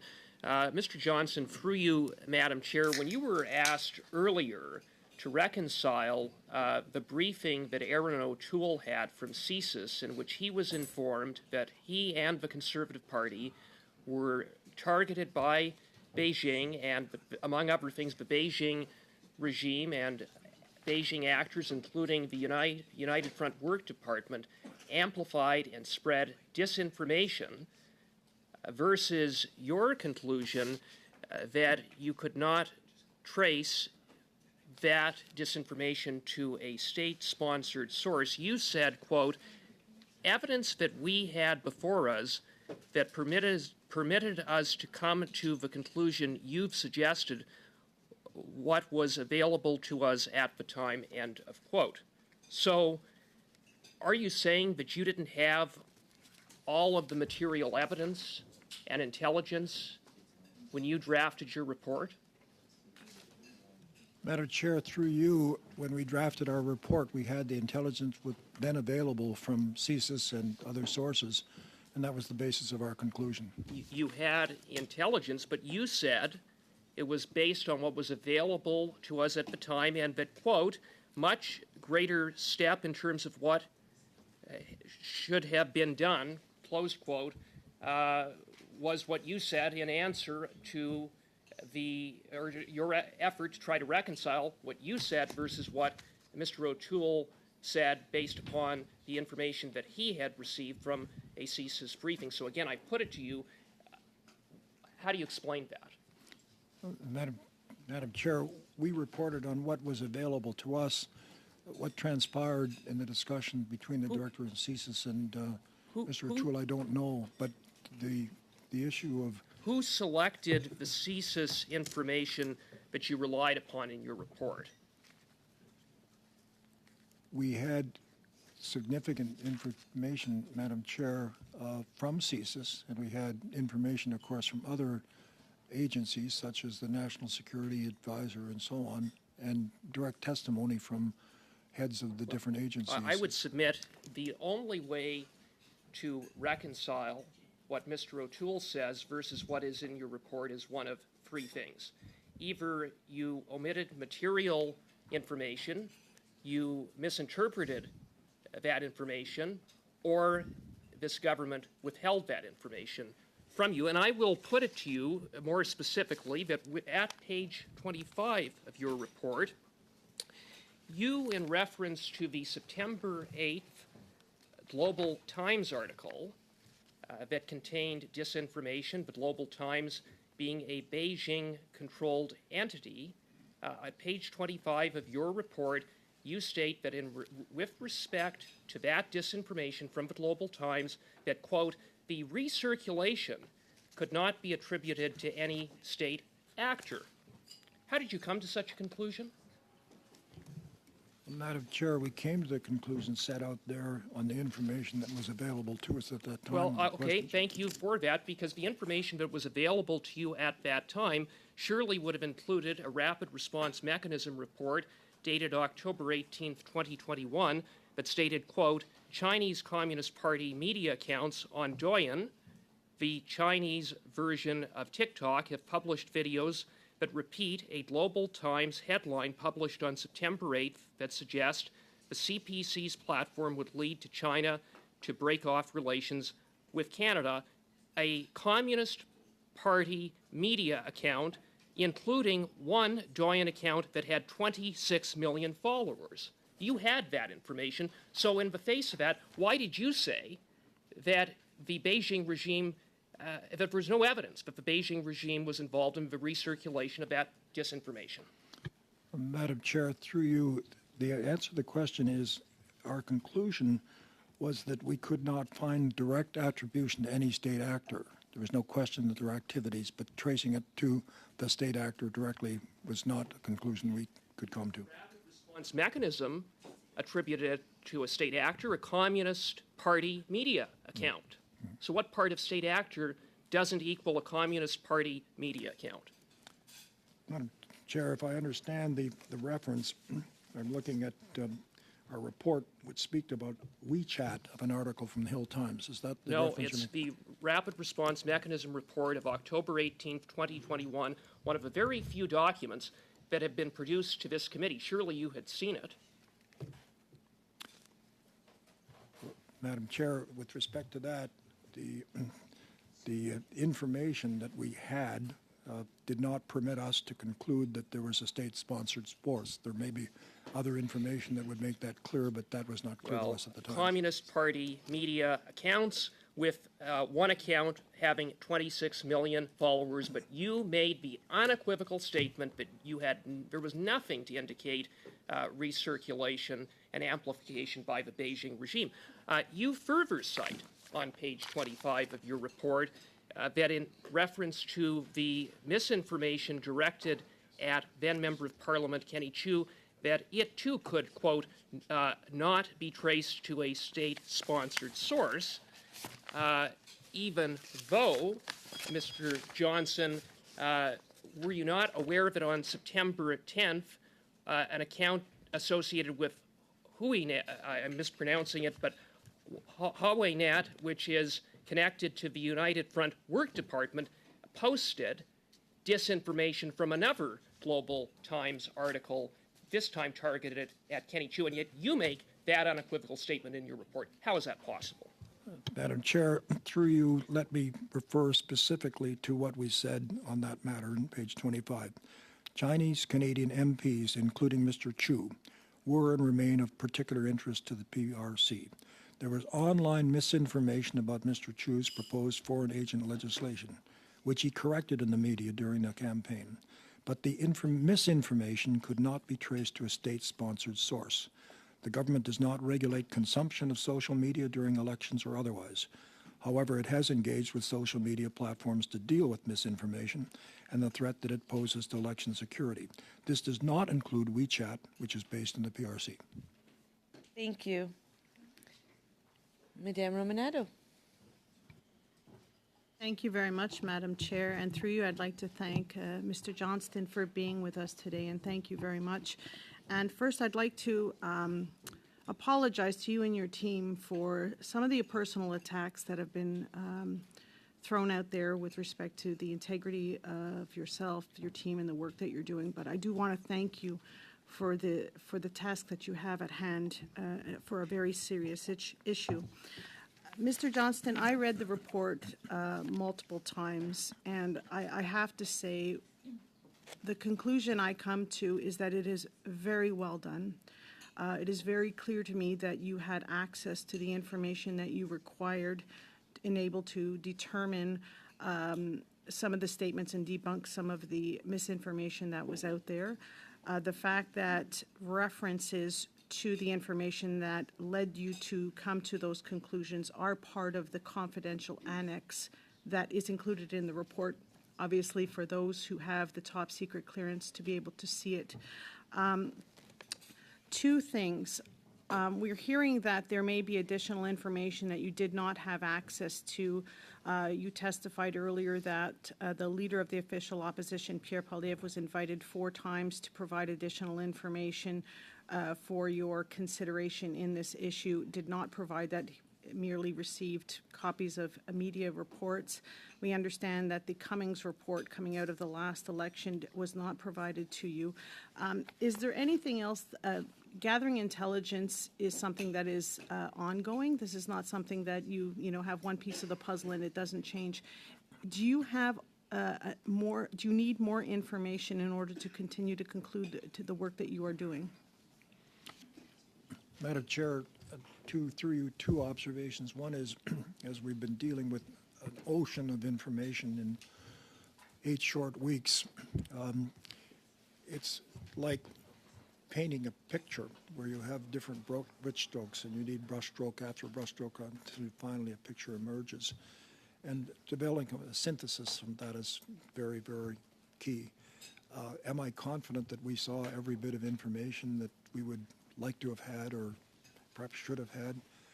Given the ocean of information, the answer is no, I'm not sure how we could absorb any more than we had in the space of 2 weeks, of 8 weeks. What more needs to be done to that? Well, I think it comes to the machinery system that we indicated is in need of major reform, and that is having a much better clarification of when something moves from intelligence, this emerging picture, to something that becomes a threat and is passed on. We simply don't deal with information as well as we possibly should. So actually, on that note, it was something we heard in earlier testimony, Mr. Johnston, that intelligence agencies really don't understand politics and political parties and politicians don't really understand intelligence gathering and so on. And so that is something that needs to be improved in terms of making sure there is a two-way dialogue between these two stakeholders in terms of foreign interference.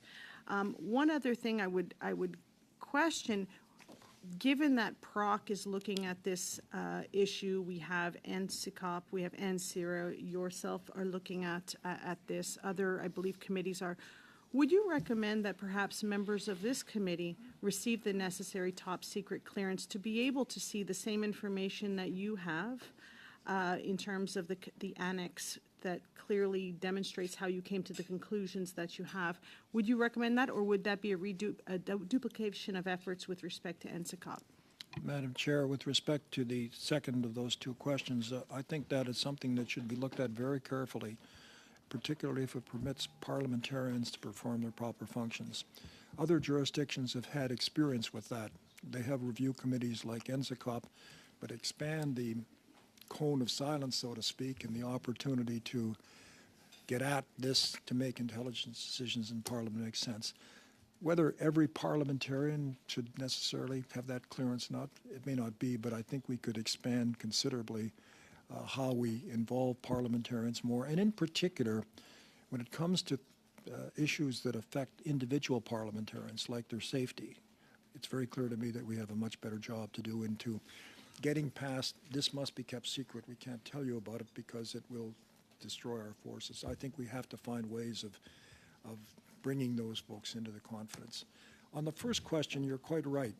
We have a culture with intelligence agencies to keep things secret, and for very good reasons. They have sources whose lives are at stake. They have confidence that they have to share with other intelligence agencies. But I think other jurisdictions have made some strong efforts and successful efforts to deal better with that declassification, classification nexus. And I think that's a job we have to do here. Thank you very much. And two last points. So with respect to our intelligence assets, I'm sure you're aware, Mr. Johnston, that my two sons are in the military, one of which is an intelligence officer. So I understand full well the importance of understanding national security and understanding the difference between a classified need to know versus putting our assets at risk, as well as our relationships with Five Eyes. But one thing we did hear is that a lot of parliamentarians and or their staff won't recognize what is foreign interference. Would you agree that there's some education that needs to happen to make sure that we can be a partner in finding the solution to combat foreign interference? Madam Chair, through you, first of all, I salute your two sons and their service, which I admire very much.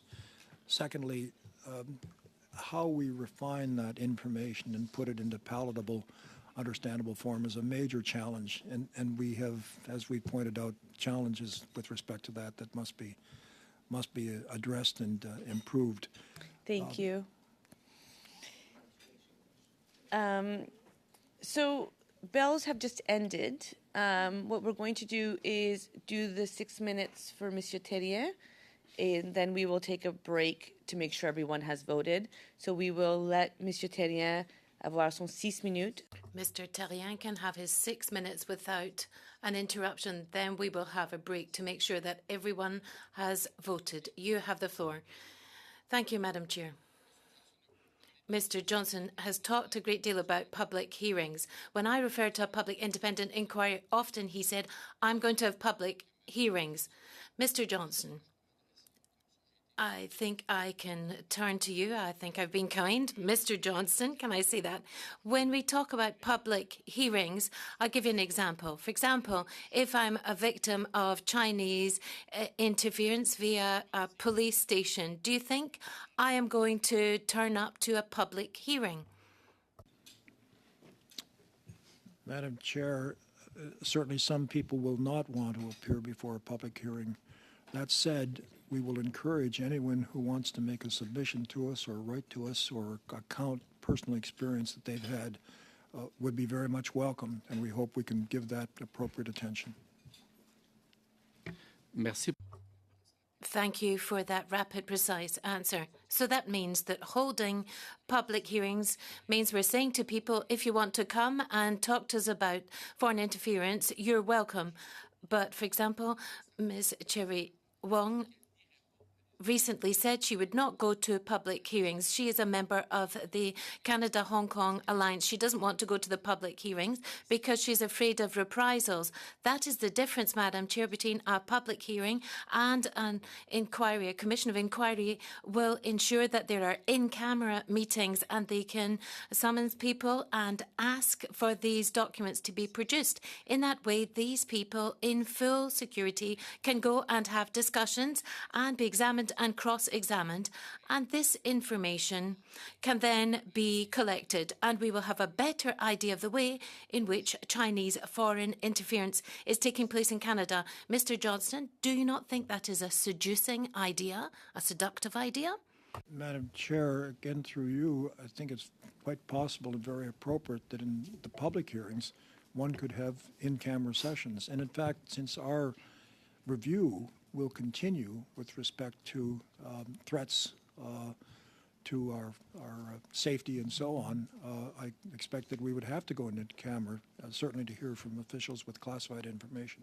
But with regard to any member of the public who does not want to be seen publicly but wants to tell a story that's important to a proper review, I think it would be very appropriate to arrange for those meetings to occur in camera with all the appropriate protection. So you are in favour of the idea of inviting people without putting legitimate pressure so that we get the desired information and be more effectively equipped against foreign interference. That is what I've taken from your statement. Oui, c'est correct. Yes, that is correct. So is that how we're going to shed light on foreign interference, by saying we'll invite people? And it's confirmed there's certain victims from the diaspora who are saying we will not go to these hearings. They've already announced that they will not go to public hearings. So there's going to be a lack of information and you will not be able to totally shed light on this. Will that mean you cannot fully fulfill your mandate? Madam Chair, certainly I don't think one should try to force people to come either in the open or in a in-camera session to disclose if they don't wish to. They're Canadian citizens. They have a right not to do so, so that that would be fully respected.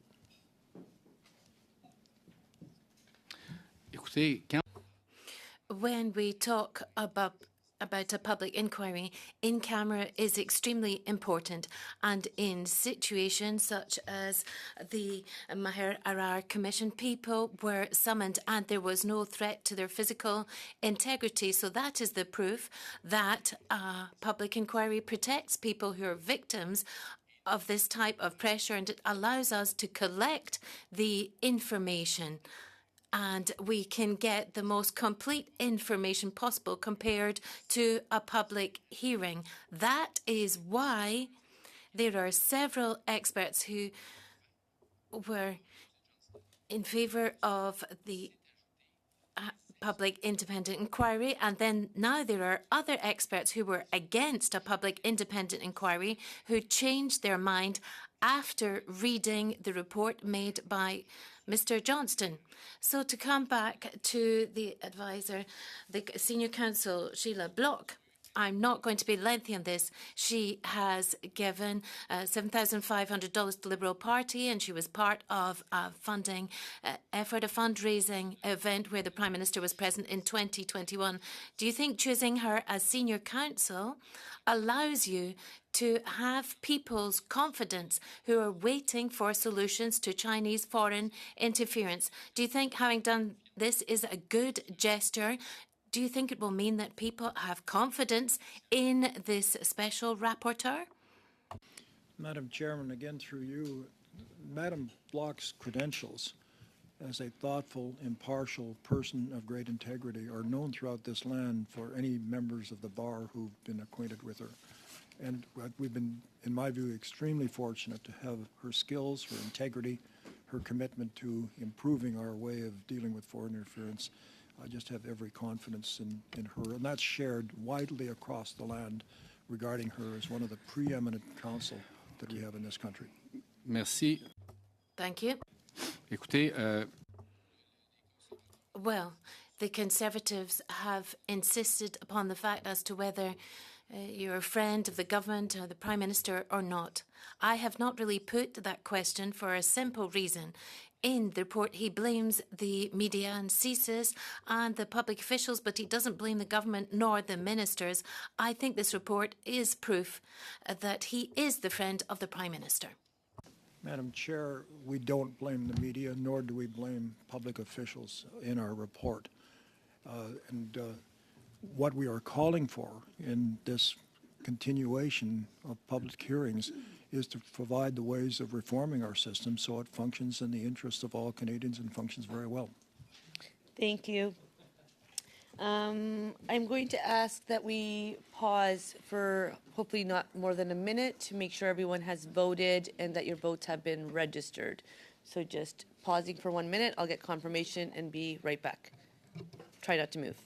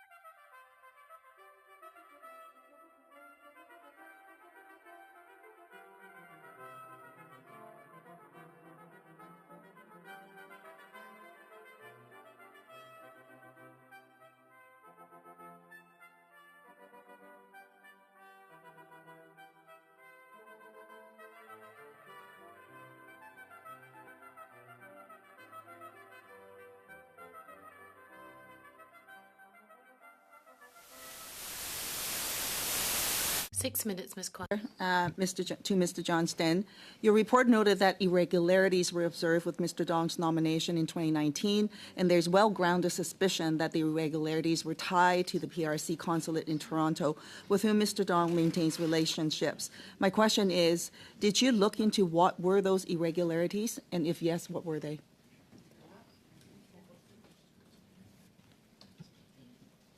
Thank you, Madam Chair, through you. Let me, again, because I'm trying to keep the two parts of my brain functioning in the open part and the classified part. Page 26, we speak about that issue. Han Dong advised the PRC consulate to extend the detention of the two Michaels, Global News. There's been considerable media attention about an alleged transcript of this conversation. I reviewed the same intelligence report that was provided to the Prime Minister relating to this allegation, which I am advised is the only intelligence that speaks to the issue. I can report the following. The allegation is false. Mr. Dong discussed the two Michaels with the PRC official, but did not suggest to the official that the PRC extend their detention. The allegation that he did make, that suggestion has had a very adverse effect on Mr. Dong. He continued to maintain close relationships with the PRC consular officials, at least through the 2021 election. Ministers and the Prime Minister went out of their way to defend Mr. Dong, whom they believe had been badly harmed by the reporting. They did not believe the media reports when they came out. I'm just going to pause. I think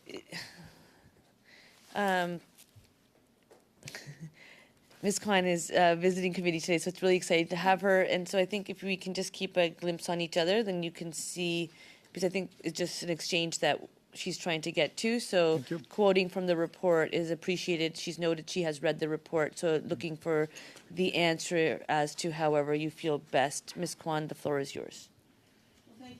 Madam Chair, I've read the report several times over, so I don't really need Mr. Johnston to quote the report back to me. What I really need is for him to answer the question, to which he didn't. My next question then is this. Did he ask if the Prime Minister knew about what those irregularities were? Could we be a little more specific about the irregularities? The irregularities, Mr. Johnston, is what you cited in the report to say that irregularities were observed with Mr. Dong's nomination in 2019 and that there were well-grounded suspicion that irregularities were tied to the PRC consulate in Toronto. The irregularities, I think, had to do with nomination meetings and busing in of people and students and so on, and some questions about whether Mr. Dong had been substituted for another candidate in the nominating process. I think they were that kind. My question was if, Mr. Johnston, if you asked the Prime Minister knew what those irregularities were. We did ask the Prime Minister about the nomination of Mr. Dong and the allegations that a previous member had been pushed out. And he indicated he was aware of that and that there were reasons that the previous member stepped out and Mr. Dong received the nomination. Sorry, my question was if if the Prime Minister knew about what those irregularities were. I believe that the Prime Minister was aware that there was some question about the actual nomination and the busing in of people, etc. Okay. And so in the report, Mr. Johnston, you concluded that it was reasonable for the Prime Minister to take no action, even though in your own report you cited that there were irregularities and that there were well-founded suspicion. I guess from my perspective, I don't know how you can square that circle and how you can come to that conclusion when there were well-founded conclusion and yet no action was taken. The common refrain from the report, it seems to be no recommendations were made, so none were taken. None were taken, and so that none were ignored. Somehow, the notion to say that I see no evil, I know no evil, so therefore there is no evil. But in reality, there is much more and much deeper than what is going on. So my question then is this: Can Mr. Johnston explain? Did CSIS look into nomination processes? Madam Chair, with respect to nomination processes, that is a very difficult area because they're governed by the rules of the party. And I think it's been a very difficult area to regulate, to oversight, and I think one looks to the parties to develop appropriate rules. I think CSIS has been conscious of the fact that nomination events have followed procedures that would not be the most attractive. But to date, I don't think CSIS has cast its attention into that area in great depth. Yeah, I think that explains why CSIS makes no recommendation to the Prime Minister on this, because they don't look into it in great depth. But it doesn't mean to say there are no issues. And even in your own report, Mr. Johnston, you noted that there were irregularities and well-founded suspicion. So how could it be that you come to the conclusion that for the Prime Minister to take no action, that it is actually okay? I really have deep troubles with that. I'd like to ask that, Mr. Johnston, this question. Can you advise the committee, what is your concept of the appearance of conflict, and what does that mean to you?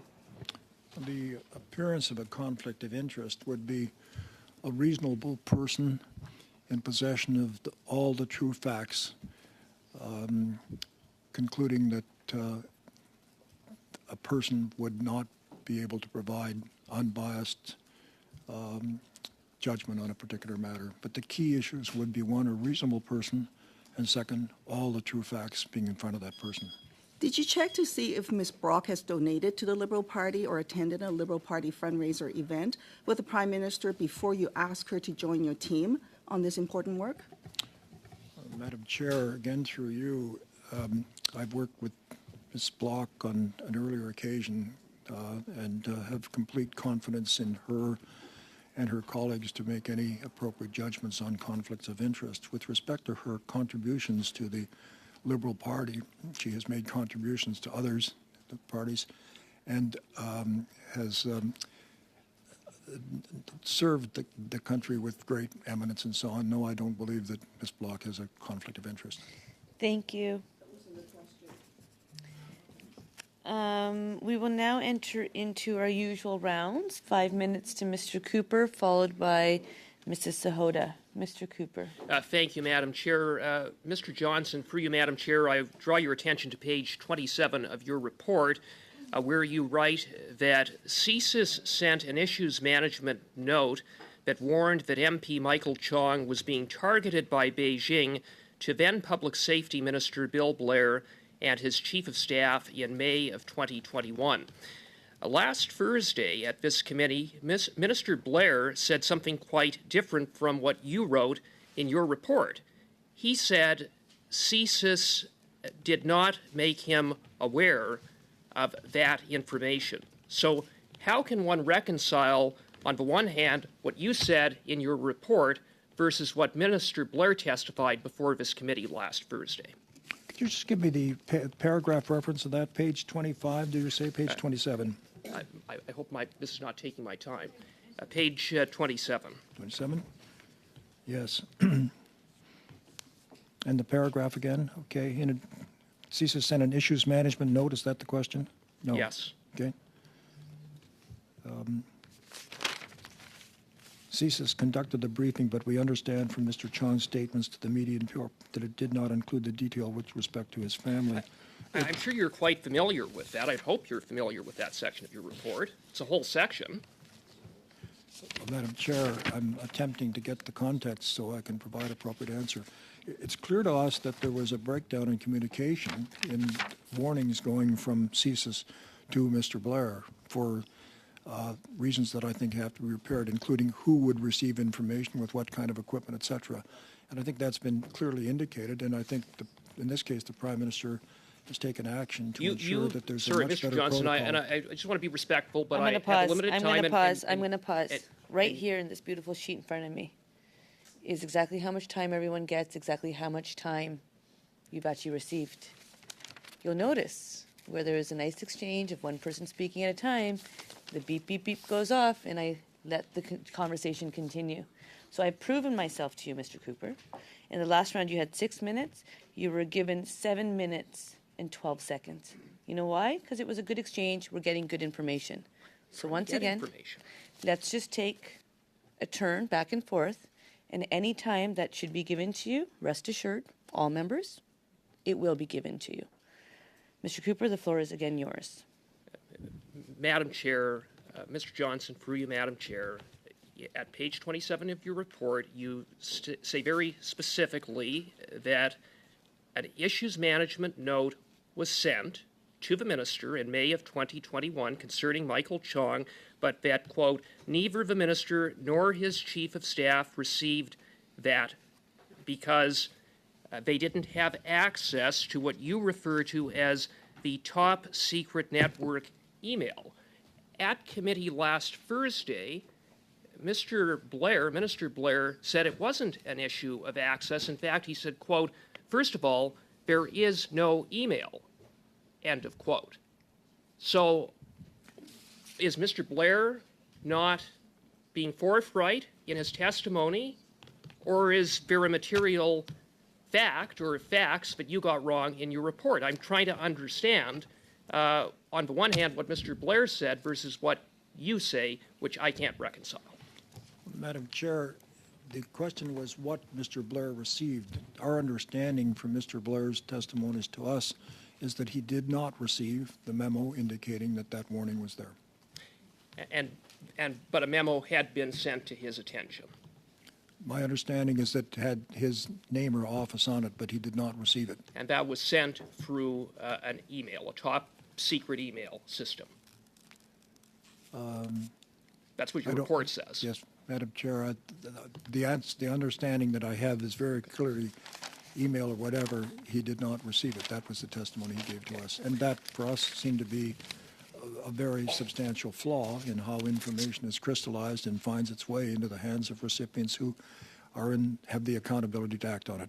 Well, it's impossible to understand how Mr. Blair could say there just wasn't such an account, but you say there is. So moving on to the member for Don Valley North, you state at page 23 and 24 of your report that, quote, I did not find evidence that Mr. Dong was aware of the irregularities or the PRC consulate's potential involvement in his nomination, closed quote. Did you find any evidence or intelligence that Mr. Dong was unaware of Beijing consulate's involvement in the irregularities that happened at his nomination campaign? At the nomination meeting? Yeah, again, I'm trying to be careful of dealing with what's open information and what's classification information. With respect to the nomination meeting, there clearly were strange practices, unusual practices going on. We did not conclude from that that was directly laid to the hands of the People's Republic. There clearly was discussion between Mr. Dong and the consulate in Toronto, but that's the extent of my understanding. A specific question, and that was whether you had any information that he was unaware. And I want to ask you very simply, why did you not bother to interview Mr. Dong? We, I think, interviewed the people who had information about these particular matters. Mr. Dong, at that time, I think, was proceeding with his own lawsuit, and that we felt that this was something that he should get on with. Thank you. Mrs. Sahota. Thank you, Madam Chair. Through you to the witness, when answering a question that was previously asked at the end, Mr. Johnston, you had stated that you had worked with Ms. Block previously. Can you elaborate what that previous work was? Yes, in I think about 2007, 2008, the Prime Minister, Mr. Harper, invited me to review allegations of involvement of Mr. Schreiber, Mr. Karl-Heinz Schreiber, with the then Prime Minister Mulroney, who had then stepped down from office, and to strike the terms of reference for an inquiry into that particular matter. And Ms. Block I reached out to assist as senior counsel. She and a team from the Tory law firm did so, and were eminently helpful and capable in that. Okay. And I guess her work was good during that interaction, that you had decided to retain her services again at this time? When I did ask her to assist in that respect, she was referred to me as the preeminent counsel in the country to do that kind of work, and that proved to be the case. Okay, thank you. So through this process, Mr. Johnston, you've been given thousands of documents. You said you had only so many weeks, and you had ample evidence that was provided to you, including intelligence. You interviewed officials, ministers, the Prime Minister, members of security and intelligence community. You then looked at unverified allegations that have been floating around, either in the media or made by politicians. And then you took a look at the substance, the material that you were provided to come to conclusions. I wanted to walk you through some of the conclusions and ask for, a little bit of elaboration on explanation as to why you came to those conclusions. So on the allegation that the PRC gave $250,000 to 11 political candidates for the 2019 election, that was the allegation in the Global News of report of November 7th, 2022, you stated in your report that, and I quote, no recommendations were made to any minister or the Prime Minister about this allegation, and therefore no recommendations were ignored. Can you expand on how you came to this conclusion? Well, we set that out, I think, on page 21, and we just finished by saying, and National Security Advisor Thomas and the Prime Minister's Chief of Staff both testified to this committee that there was no evidence of money flowing to federal candidates. I asked the Prime Minister and other ministers if they or their staff knew anything about money being transferred to federal candidates in the 2019 election. They indicated that they had not heard anything about this until the media reporting. The Prime Minister pointed out that he's not briefed on matters that are not supported by reliable intelligence. No recommendations were made to any minister or the Prime Minister about the allegation, and therefore no recommendations were ignored. And then on the allegations that there was a network of 11 federal election candidates and operatives, at least some of whom are witting affiliates of the CCP, the Chinese Communist Party. This is what Global News reported on November 7th, 2022. You stated in your report, and I quote, conclusion is that there was no evidence presented to any minister or the Prime Minister that any of the 11 candidates or any group of candidates were working together as a part of a network. No recommendation about a network of candidates was made, as no network was known to exist. No recommendation was ignored. Can you expand on this conclusion? How did you derive at this? Well, it was based on both open and classified information, first of all. And what we say a little bit earlier on page 22 is the PRC has leveraged proxy agents and has tried to influence numerous liberal and conservative candidates in subtle ways. There's no basis to conclude that the 11 candidates were or are working in consort, that is, as a network, or understood the proxy's intentions. Some of the candidates are well integrated with Chinese Canadian community organizations. There's nothing inherently suspicious about this, as it is common for political candidates to rely on community support. In a nutshell, I guess, based on what we received, we could not see the evidence of an integrated, tight network working as alleged to have occurred. Thank you.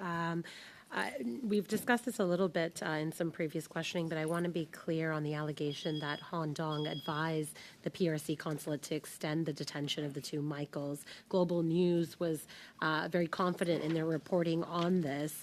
You found that to be false. Can you expand as to why you found that to be false? Well, the reference I think that Global News had was to a early draft of an understanding of what transpired in a conversation between a member of the PRC consulate and Mr. Dong. That was subsequently superseded by another interview that indicated the suggestion in the first one that he had suggested the two Michaels be detained further was simply a wrong interpretation, just a misinterpretation. Thank you. Okay. I know. I was just saying that we should make sure mics are off, so that the floor doesn't go back to colleagues. Thank you, Mrs. Sahota.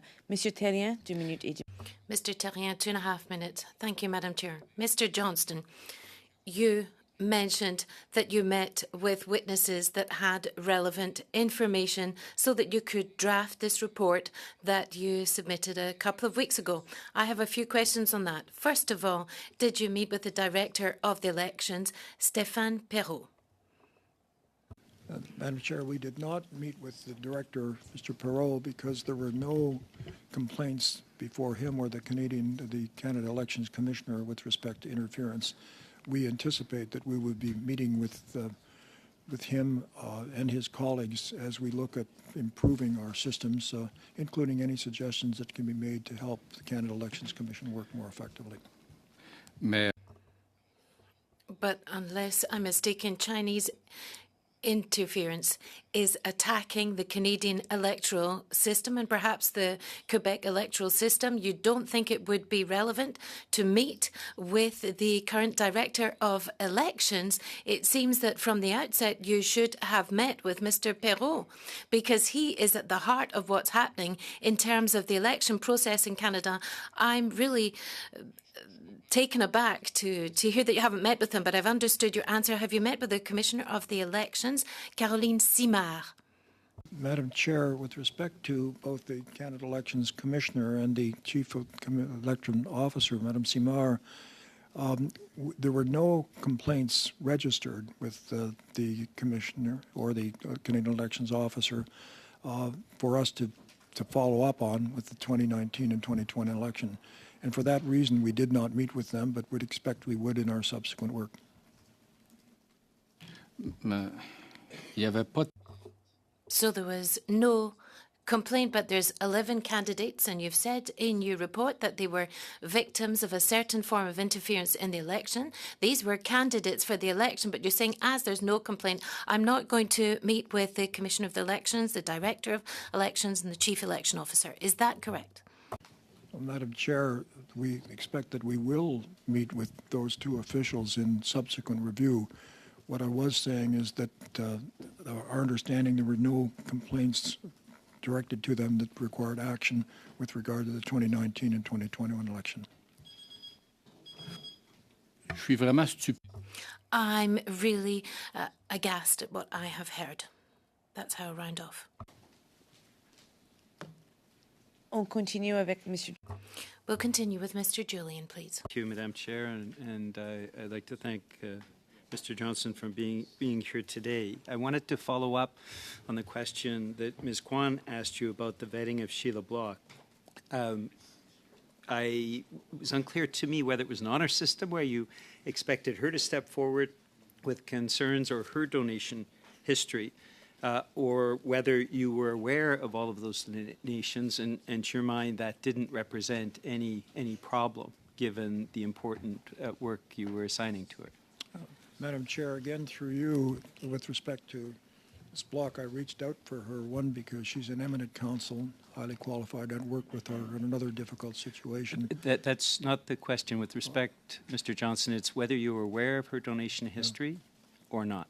The answer was I wasn't aware of her donation history, and it wouldn't have occurred to me to inquire into that because her reputation and integrity is impeccable and continues to be so in my view.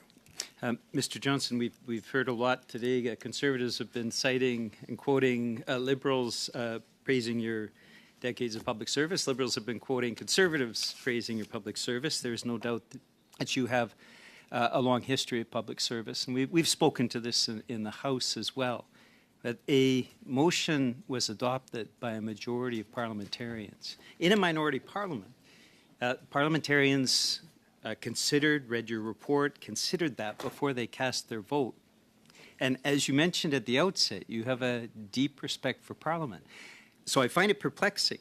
How could you have deep respect for Parliament and when there is a clear parliamentary vote, ignore that clear parliamentary vote, asking you to step aside so that we could have a public inquiry, which of course most Canadians want to see as well? Madam Chair, again through you, I do have deep respect for Parliament, and I hope I've given good evidence of that through my life and through my time as Governor General. The reason that I'm continuing in this position with respect to the motion of Parliament is that I believe the vote was based on allegations that were false, and that it would be wrong for me simply to step aside and say, well, let those allegations stand. You know, that's fact, that's the truth. So be it. That would not be the right thing to do. Mr. Johnson, with respect, you can't determine how parliamentarians vote or why they vote that way. But as you mentioned, you have a deep respect for Parliament. You do need to heed a parliamentary vote. And I would suggest, as a parliamentarian who cast that vote, I was well aware of your long history of public service, but simply disagreed profoundly with your conclusions. Well, Madam Chair, I was asked by the government of the day to undertake an important task to review foreign interference in our elections. I undertook that task and would intend to continue it until my services are simply no longer useful or required. So that's the reason why, with great respect to Parliament, I have a... Thank you. Ms. Dancho, followed by Mr. Turnbull.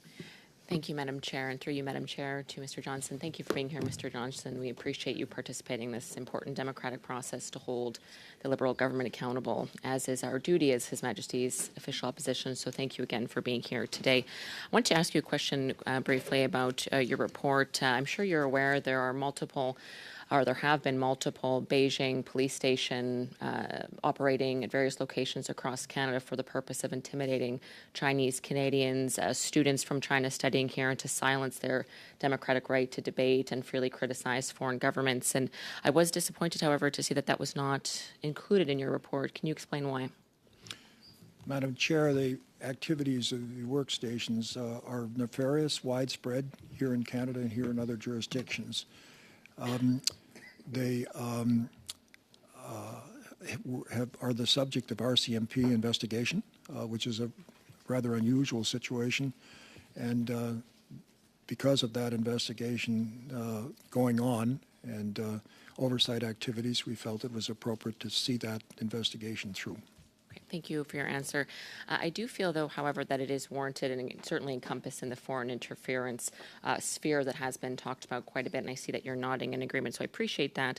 But I do feel that leaving it out does feed into a bit of the perception of bias that has been a criticism of this report and of you leading the report, in the sense that has been a failure of the Liberal government to drag its feet on bringing forward the Foreign Registry Act, Agents Registry Act, which would be the vital tool needed to hold those accountable operating these illegal Beijing police stations that are a very clear violation of our sovereignty, a slap in the face to all Canadians, and yet the tool we need to hold those accountable who are responsible for this. Again, the Liberal government has dragged its feet for a number of years. I do feel, sir, that that would have been a well-placed criticism within this report, but there were very few, if any, criticisms of the current Liberal government in the report. And I found that concerning as well, that you had left out the Trudeau Foundation, given the leaked report from CSIS that $140,000 had been given through various channels from the Communist Party of China to the Trudeau Foundation, which CSIS said in the leak through a wiretap was found to have been donated for the express purpose of influencing Justin Trudeau, who would ultimately become the Prime Minister. So again, not including that as well leads to perception of bias, sir, whether warranted or not. That certainly, I think, is a valid perception that many people beyond the Conservative Party have pointed out. And I do feel, sir, that, and again, I appreciate that you do not see a conflict of interest with Justin Trudeau or the Trudeau family, but I do have to point out that it is not normal or common, certainly, in Canada, that people are friends with Prime Minister's sons, that people have dinner with them, that people go skiing with them. I am a McGill graduate, sir, and I appreciate that you were also at McGill, but you mentioned several times that you ran into Justin Trudeau at McGill, that you saw him there. I can tell you, when I was at McGill, I didn't know who the president was, let alone run into him or her on multiple occasions. So I do feel that perhaps there is, because of your long career and your service to Canada, but you have very clear connections to a very elite group of what some call Liberal insiders that perhaps you don't recognize. And that has provided a very clear perception of bias with your appointment, sir. Whether rightfully or wrongfully, I do feel that that perception, that those who hold them for good reason in this regard. And ultimately, sir, while the report is extensive, it does really downplay a lot of the concerns and the leaks that we have seen from reputable journalists in the Globe and Mail. It denies certain ones, it calls certain other ones false, that the conclusions were false. You are quite critical, though I do appreciate that you don't see it this way, but this report, sir, is quite critical of media and their discussion of these leaks in the news to tell the public. It is also quite critical of the Conservative Party and the way that we've held the government accountable upon learning on these leaks. And yet, again, it is not very critical at all of the Liberal Party, despite the fact that they have really not held anyone accountable for the police stations, for the intimidation of MP Chong, MP O'Toole, MP Kwan, MP Chu, for the targeting of the Conservative Party of Canada. In fact, the one diplomat expelled would not have been expelled if those leaks had not happened, and yet there is nothing critical about the lack of action to hold anyone accountable for these things in this report. So, sir, I respectfully to you and through the chair, I do feel that the perception of bias is warranted both in the report and given your history with the Trudeau family. And certainly I will just conclude, Madam Chair, that I urge you to respect the will of Parliament, Mr. Johnson, in 3 votes calling for a public inquiry, and that you respect the will of Parliament in honorably stepping down following that. Thank you, Mr. Johnston.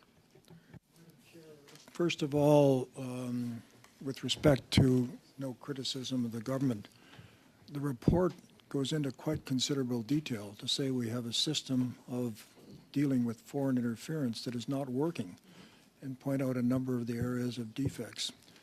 Have welcomed the initiatives that have been taken, such as working to now establish a foreign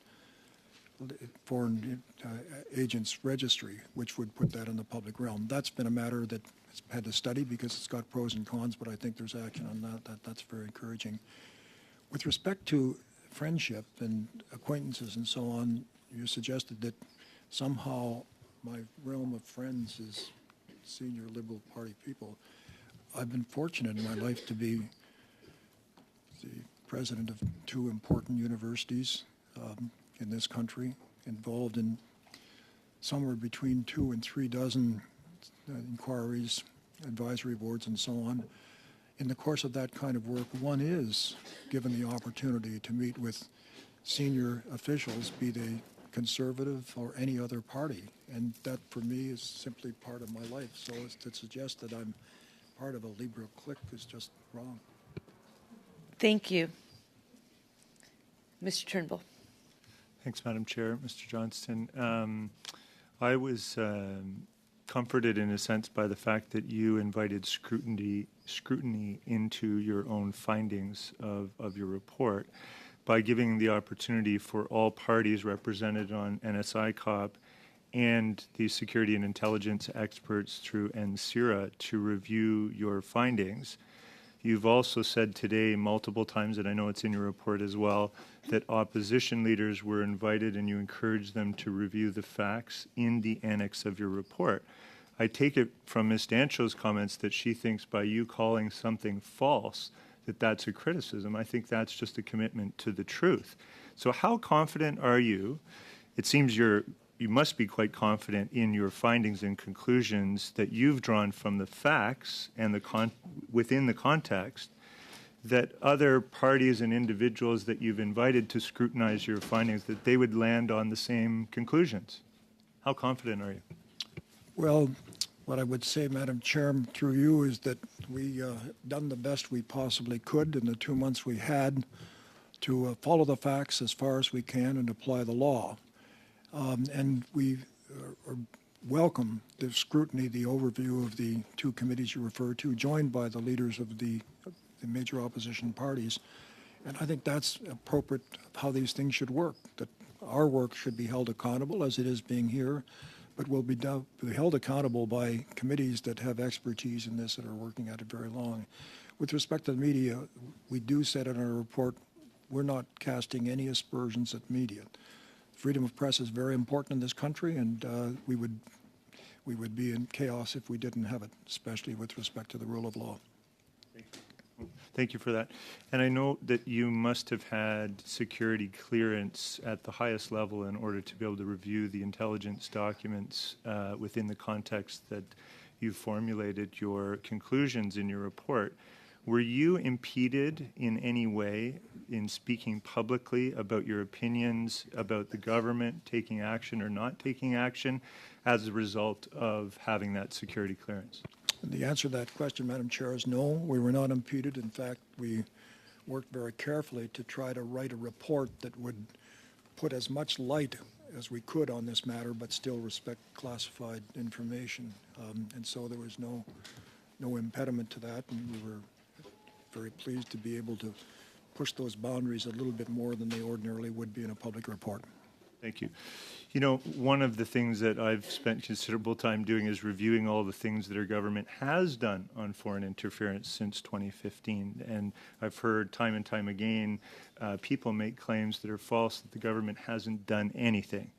I note in your report, you spent a considerable number of pages, I think it's roughly page 30 to 49, so almost 20 pages of the report, and you've concluded that while more can, and I'm quoting you, while more can and must be done to strengthen our ability to detect and deter foreign interference, the extent of the government's policy, initiatives, and regular communications on the topic contradicts suggestions that the government intended to hide the existence of foreign interference, that it has negligently failed to act on it, or that it tolerated foreign interference. So can you just confirm again, it's not true that our government did nothing on foreign interference? Madam Chair, through you, we set out a series of initiatives that had been taken over the course of, principally from about 2017 on.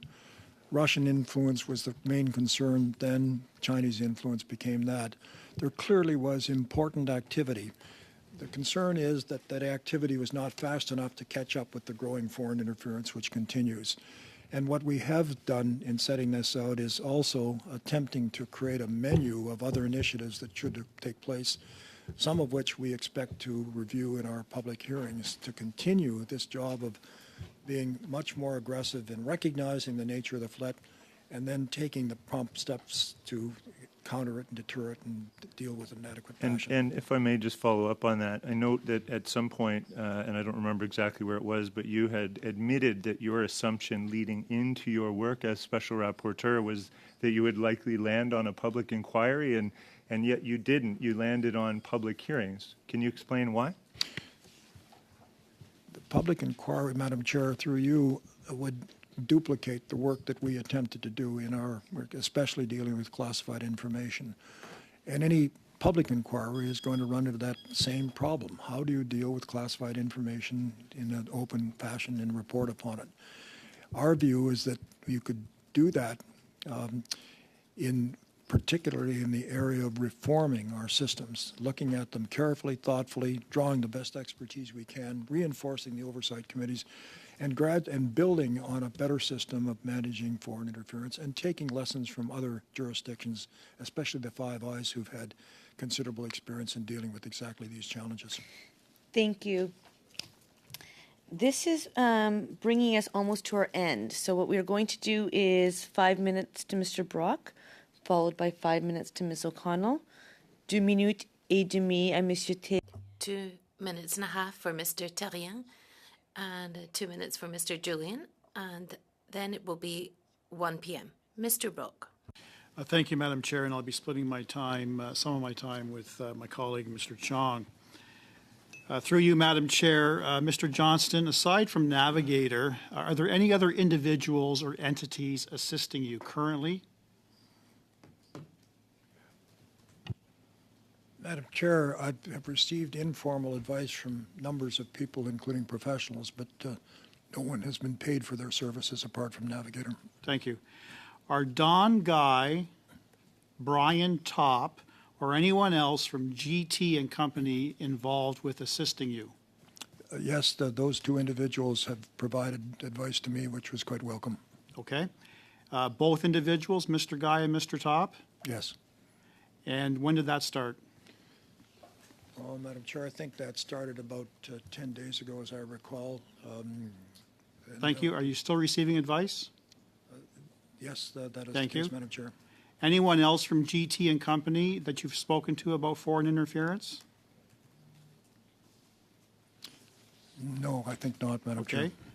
And are you paying Mr. Guy and Mr. Top for their services and advice? Not at all, Madam Chair, nor, Madam Chair, are we paying for any other the informal advice that I'm receiving from a number of quarters. Thank you. At least 3 times, Mr. Johnston, you've misquoted sections of your report in response to various questions of members of all parties. It begs the question, sir, who actually wrote this report? Well, Madam Chair, the question is I wrote the report and had considerable advice from a very competent legal team. That includes Sheila Block? Oh, led by Sheila Block, Madam Chair. And her team? Madam Chair, yes, I've been assisted by a legal team of experts. And did you receive drafting assistance from the PMO? Madam Chair, no, there would be no question of the drafting assistance from the PMO. We're completely independent in our work from the PMO. Did you receive advice from the PMO as to what should be contained in the report? Well, Madam Chair, we had continual discussions with PMO officials as we were seeking information and trying to get different. Thank you. Did you receive drafting assistance from the PCO? Madam Chair, the report is something I wrote with assistance from my senior legal team. That was it. Thank you, Madam Chair. To Mr. Chong. Thank you, Madam Chair. Through you, Madam Chair. Mr. Johnston, thank you for taking the time over the last 3 hours to appear in front of us. The core of your mandate, is to assess foreign interference in our electoral process. That's the core of your mandate. And in Canada, there is only one federal electoral process. And that is the process whereby Canadians get one vote for their local member of parliament. Everyone else in our system is appointed. The Senate is appointed, the Prime Minister is appointed, as you know, as a former Governor General, the Cabinet is appointed, everyone else is appointed. The only electoral process federally in our system is for the House of Commons. It's the only part of our system that has an electoral process. It's the only part of our system that is democratic. It's the only part of our system where Canadians get a vote, and that is for the House of Commons. And the majority of the people's 338 elected representatives have voted 3 times in the last 3 months for an independent public inquiry. Yet you, with respect, and you alone, have recommended against one. How can the government, of which you in this process you are involved in as independent rapporteur, how can you and the government restore trust and confidence in our democracy if the government continues to defy the democratic wishes of our only national democratic institution, the House of Commons? Well, Madam Chair, through you, I was asked by the government of the day to undertake a job to review foreign interference, and that included the question of whether a public inquiry would be the best way to do it.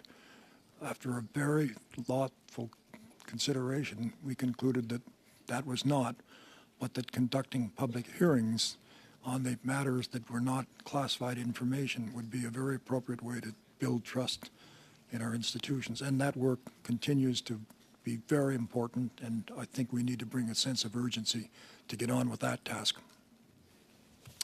Just a very, maybe a quick, very different question, Madam Chair, a very short one. Mr. O'Toole indicated that the report had been sent to translation on the weekend before he had met with you. On what date had the report been sent to translation? If my memory serves me,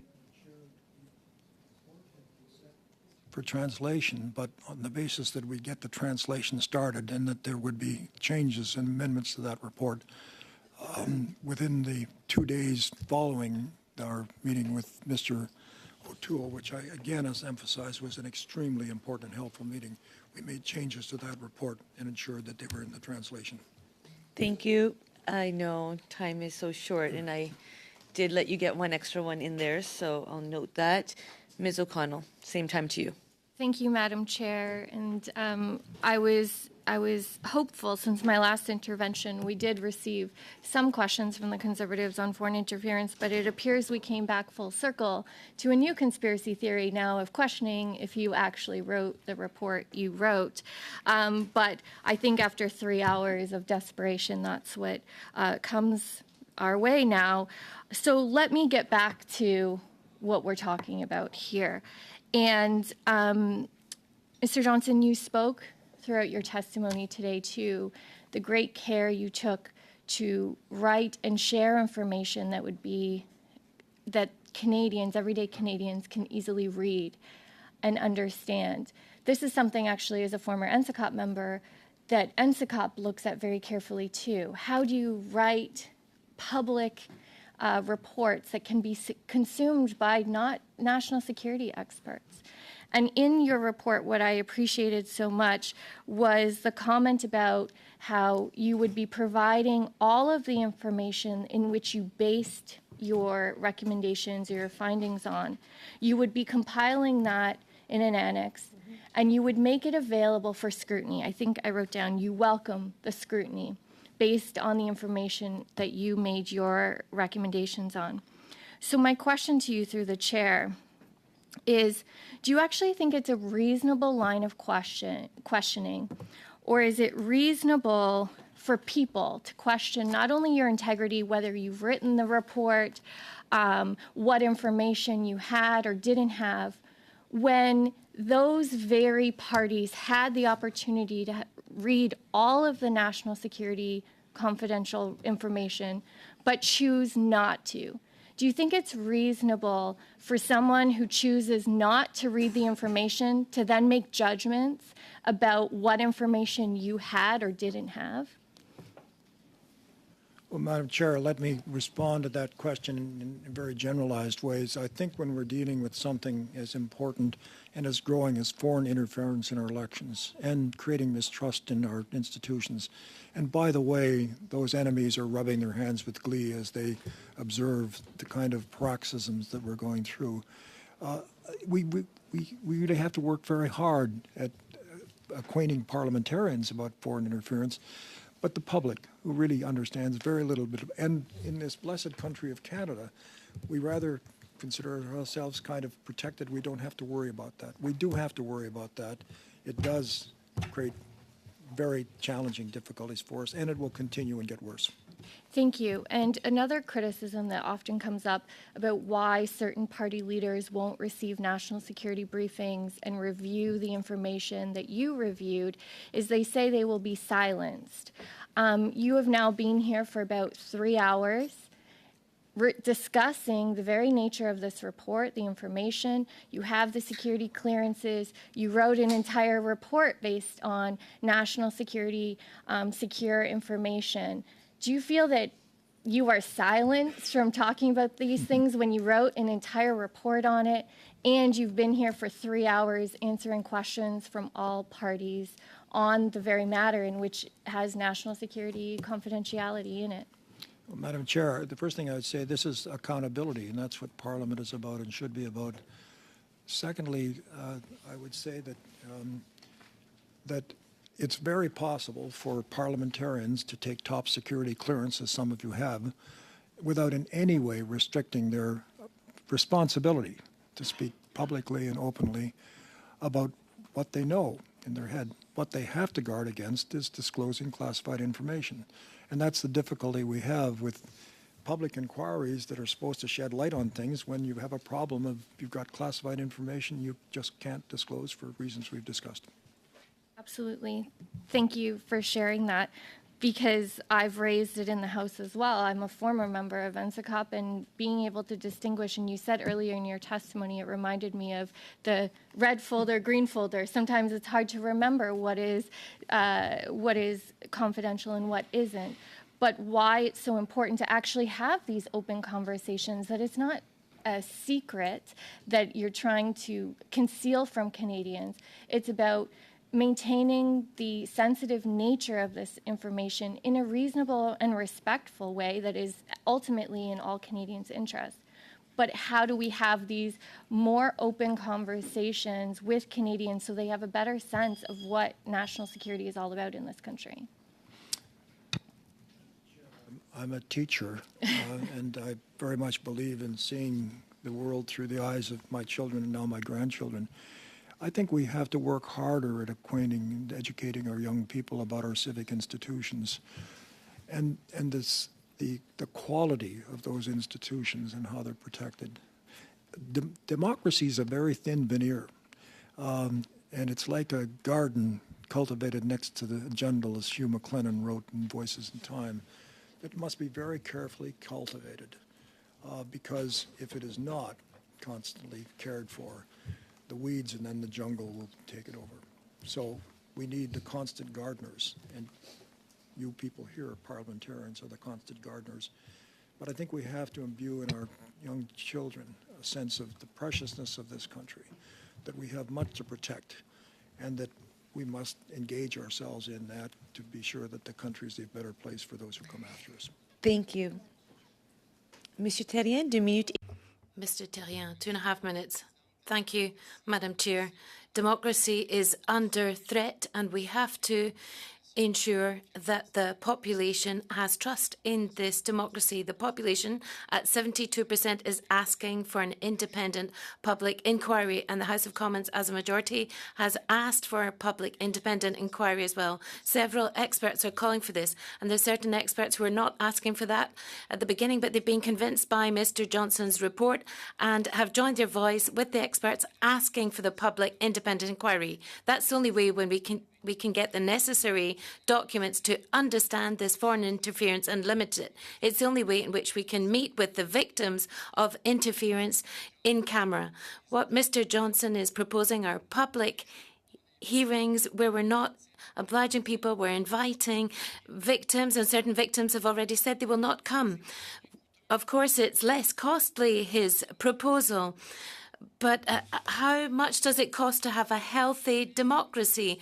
Mr. Johnson said it would be quicker, but unfortunately, I think this will be shoddy work. It will be quicker, but it won't shed light. It's so fast that he hasn't met with Mr. Stéphane Perrault, who is the Director of Elections, and the Chief Election Officer, Caroline Simard. When we talk about something being done fast, I think we're saying that it's just been half done. We have to have a public independent inquiry. That is what democracy is asking for, and the House and the population. Mr. Johnson is talking about protecting democracy, but he is not respecting democracy. Madam Chair, I think that unfortunately his nomination is a case of bad casting. He has to step aside for the good of everyone. Thank you. I have no response, Madam Chair. I think I appreciate that. Mr. Julian, 2.5 minutes. Merci, Madame la Présidente. Thank you, Madam Chair. Mr. Johnson, you ended Ella by saying you didn't meet with the Director of Elections because there were no complaints. But we know because Ms. Simard has come before this committee, and we know that there were several complaints about the question of foreign interference that are under investigation.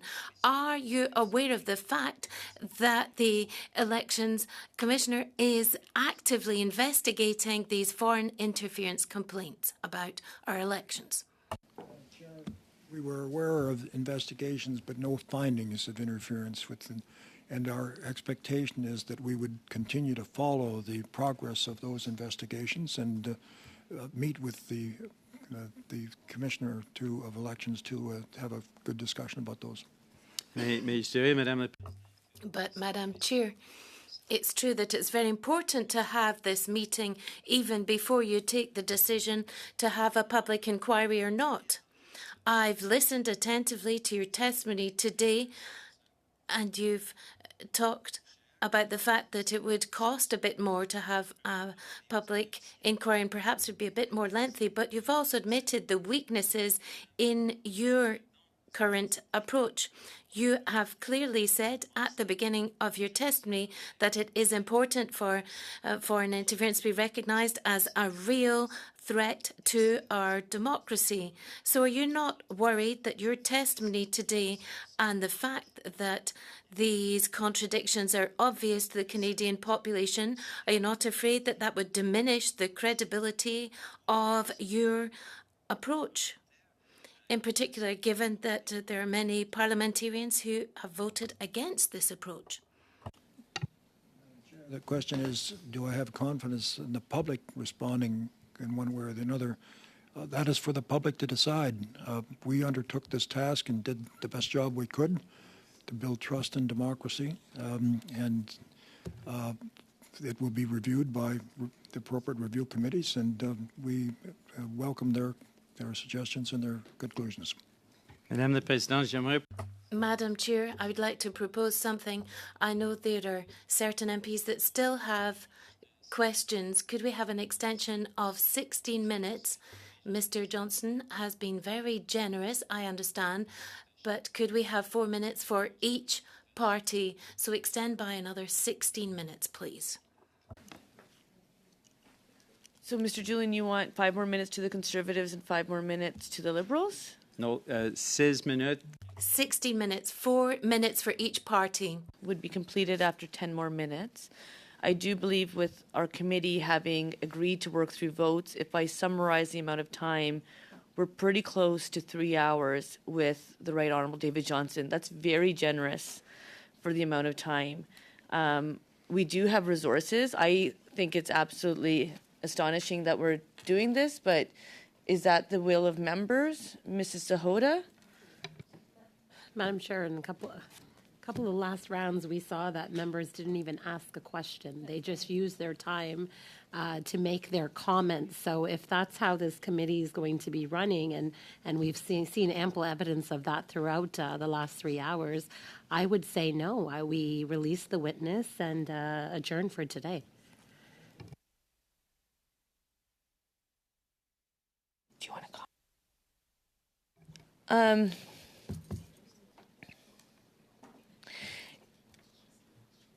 I, for one, did know who my president was at my university. I know we didn't get to ski together and hang out together, but I do appreciate the service you've offered. I come into a situation as a chair, I do need to see the will of committee members. I do want to say that I find this very awkward because I did work with everyone to make sure we could find agreement to find a way forward. I actually thought we were quite credible in the way we did this, so I am concerned about this conversation. It will be noted. And Mr. Johnston, I know the caliber of an individual you are, so I know you're not going to say no. And so unless you want to, you can walk out right now. But otherwise, yes, I'm going to have to go with just another quick round. I apologize, at least on behalf of myself and some members. This was not the intention. And it's who's going for the Conservatives? Mr. Chung, 5 minutes. Thank you, Mr. Chair. Thank you, Mr. Johnston, for agreeing to stay a bit longer. You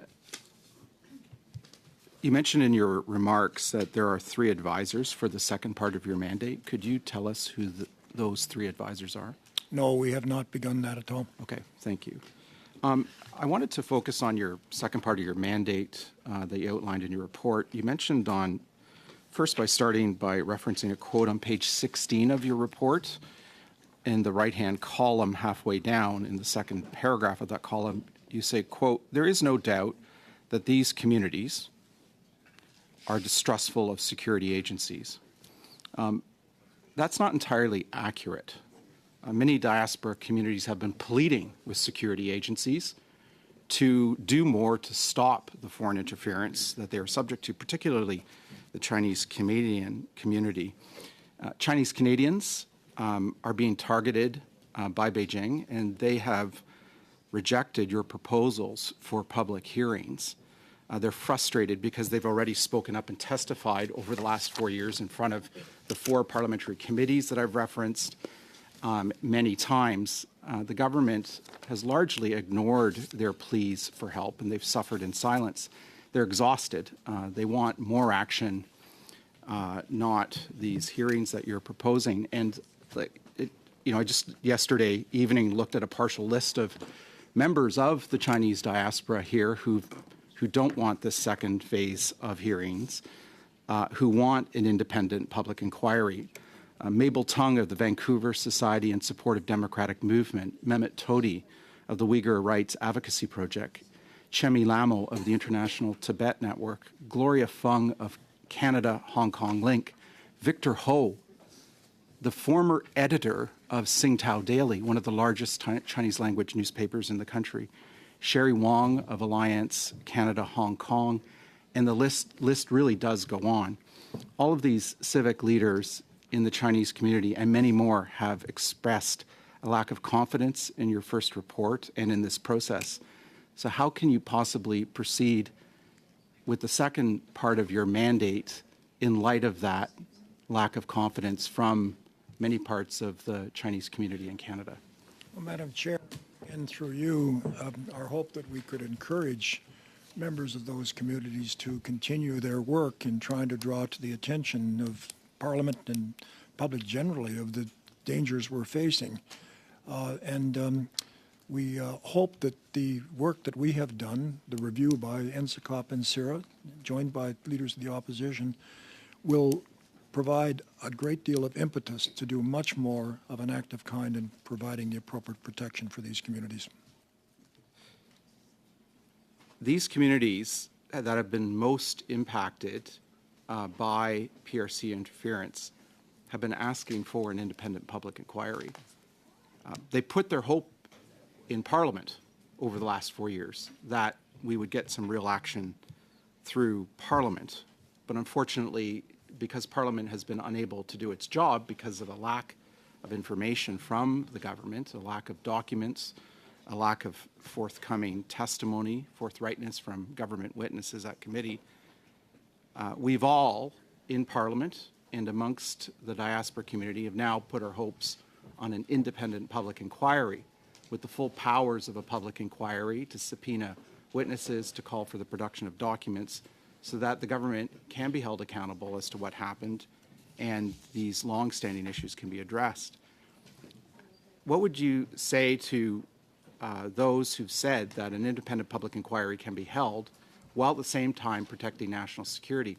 Reference was made earlier to the fact that we've had inquiries before, like the Mayor Arar inquiry, which dealt with highly classified intelligence information. In fact, some of that information was Five Eyes intelligence. That is the most sensitive intelligence because it comes from our Five Eyes partners and not from domestic intelligence agencies.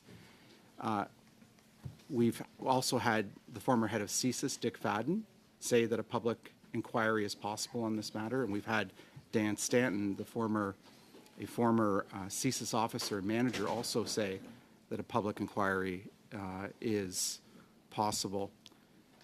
We've had the former Chief Electoral Officer of Canada say that a public inquiry is necessary. So in light of all these calls for public inquiry, how can your second part of your mandate restore confidence in light of all these calls?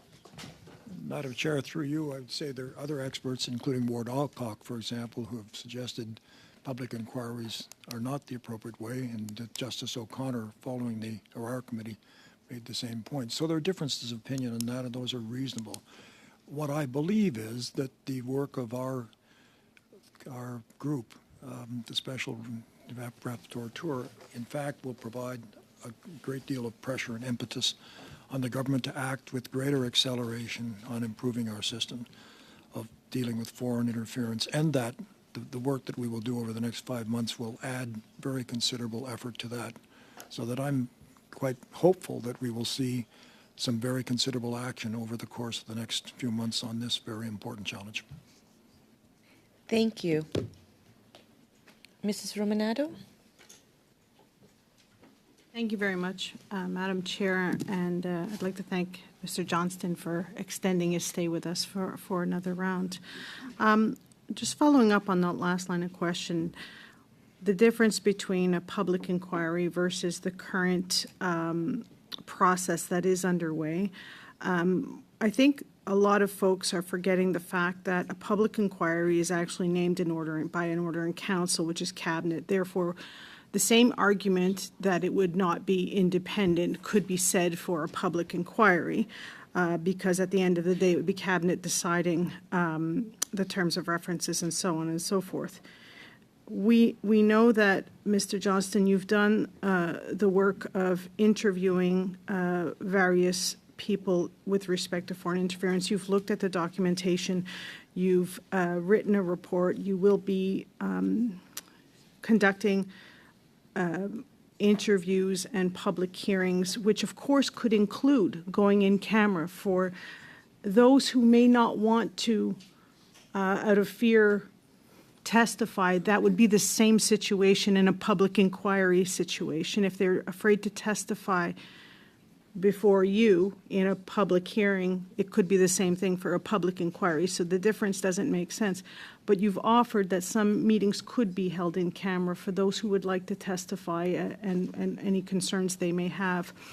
Given that the next scheduled election is October 20th, 2025, and the goal, of course, should be we want to make sure that the systems that we have in place are as strong as they can be to detect, deter, and counter any foreign interference in our next election. If we're looking at forward-facing, you've already addressed some of the issues that we've seen with respect to communications problems. What would you recommend, in addition, that this committee suggest that we do to make sure that in a forward-facing goal to protect our democracy, is there something that this committee could also be doing to assist to make sure that we are ready for the next election? Madam Chair, thank you for that question. I would encourage the committee to be very precise and very disciplined and very rigorous in accountability to improve our systems with respect to foreign interference. Yes, we have seen some progress and some changes. There is a clear outline of changes that are in process. In fact, in our next report, what we would like to do is to identify the initiatives that are currently under study, like the Foreign Review Registry, for example, but many others like that, and to see if there can't be timetables for dealing with these reforms, amendments to the CSIS Act and so on, and so that there's a very disciplined procedure to say, long before the next election of 2015, we can look at our Five Eyes colleagues and look to Canadians and saying, we are really working hard on dealing with foreign interference, and we're making real progress on it to restore confidence in Canadians that they can trust our governments to protect them. So in that regard, your suggestion would be, and would you also suggest that NSICOP and CIRA also provide sort of a list of deliverables with respect to timelines to make sure that we're ready and that we check in perhaps 6 months from now, a year from now, where people are at with respect to those recommendations? Chair, I think that's a wonderful suggestion. It should be done. And what's important about that for me is we have these overview committees with expertise, with the opportunity to go into deeply classified information, and to make those bodies as strong as we possibly can in their current existence and with amendments to how they were set up and so on, and ensure that they have the task of working with you and other committees of the House to be sure that we are truly making progress on this in an important way. And last, you touched a little bit on the civics necessary for, and we touched about that a little bit earlier when I was asking the question. Evidence and intelligence are not the same thing. And how can we make sure that Canadians, parliamentarians, and everyone who wants to protect our democracy recognizes what does it look like? What are the tactics used by non-friendly state actors in terms of interference, and how they can be part of the solution in terms of reporting them, identifying, and this could be a Team Canada effort in terms of countering foreign interference. I think you would think this would be a joint effort from all Canadians. Madam Chair, through you, one of our recommendations with respect to the public hearings of the next 5 months would to deal exactly with that issue. Bring the best expertise we can to it, learn from others who have been able to provide more light, and then helping to acquaint the public on this distinction and how we can manage it with more light on the subject. Thank you. Monsieur Thérien? Merci. Mr. Tallien, thank you, Madam Chair. In the report from Mr. Johnson, he refers to problems of communication of information that comes from CSIS and goes up to the Prime Minister and ministers. In his report, he states that what we've heard in the media is more or less true. That's what he said. And in his report, he also says that the ministers and Prime Minister have not been informed. They were in ignorance. They didn't have the information. I'm not criticising that, but he mentions in the trajectory of information that CSIS has its responsibilities and public officials have their responsibilities. But when I read about Mr. Stanton, Mr. Wyszynski, and Ms. Thomas and Ms. Warnick, they say that there is a problem in terms of the cabinets, the chiefs of staff. Could you comment on that? Madam Chair, I agree entirely with the member who's just raised the question that we have much improvement to do in how we crystallize information, how we move it into responsible hands, how we ensure appropriate action is taken and have accountability for it. We have much work to do in that, and that's the task we should get on with urgency. J'aurais une question délicate. This is a sensitive question. There are times when perhaps there are some things that's better not to know about. When it comes to the political chiefs of staff, are they reacting to that possibility that perhaps certain ministers or Prime Minister may say, look, it's better for me not to know this information? Does that sort of thing happen? Madam Chair, I don't think I have much comment to make on what kind of messages are given that kind, but we expect from our public servants in this country that they will be nonpartisan, that they will be professional, and that they will provide clear information and recommendations to their ministers. And in our systems of ministerial accountability, we should expect that they would act appropriately. And when they do not, then we should hold them accountable.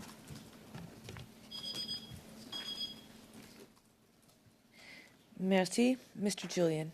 Thank you, Mr. Julian. Madam Chair, and thank you, Mr. Johnson, for your generosity of time in allowing us a few extra questions. I want to come back to the issue of the contributions of Sheila Block. In questioning, you said that Ms. Block had contributed financially to other parties. What are you aware? Which parties has she contributed to? My understanding is that her contributions have been quite widespread, and I think she has supported people in political office that bear other than the Liberal qualities, but I don't have specific information I can give you. But she had told you that she had contributed to other parties as well? I think that she has, yes, been supporting, prepared to assist other former students and people who have been affiliated with parties other than the Liberal Party. In response to a question from Ms. Kwan, you said the appearance of a conflict of interest has to be fact-based. Those facts of her frequent contributions to the Liberal Party are part of the public domain. Do you not understand why some people would question that appearance of a conflict of interest when those facts, we're not talking about speculation, those facts are before us? I don't understand the question. I'm sorry. You said an appearance of a conflict of interest needs to be fact-based. Yes. She's factually given thousands of dollars to the Liberal Party. So do you understand why people see that as an appearance of a conflict of interest? Madam Chair, as I said before, I don't see Ms. Block's providing contributions to political parties as a conflict of interest. I think over a period of 15 years or so, it's I think something like $300 or $400 to the Liberal Party. But my understanding is that she has made contributions in a wide direction than former students and so on. It's been thousands of dollars. My final question is, in your report, you said there was no evidence of illegal donations, but the only way to get this information we know is through the complaint process through Elections Canada, the Commissioner of Elections. That was certainly the case in the Dean Del Mastro case. Was that done? Was there any evidence around auditing campaigns? And since you didn't meet with the Commissioner or Elections Canada, how did you base that conclusion? Well, based on the fact that our understanding from those officials is that there were no findings of fault, and certainly no activities leading to charges with respect to the 2019 and 2021 elections. With that, the Right Honourable David Johnston. You've been very generous with your time today. On behalf of PROC committee members, I want to thank you for letting us know when you were able to appear and responding promptly to our communications to you right away. We wish you and your loved ones well, and thank you for your service. With that, PROC committee members, we'll see you on Thursday. Keep well and safe. Thank you. Meeting adjourned. Thank you very much, Madam Chair. Thank you to all members of the committee. Thank you.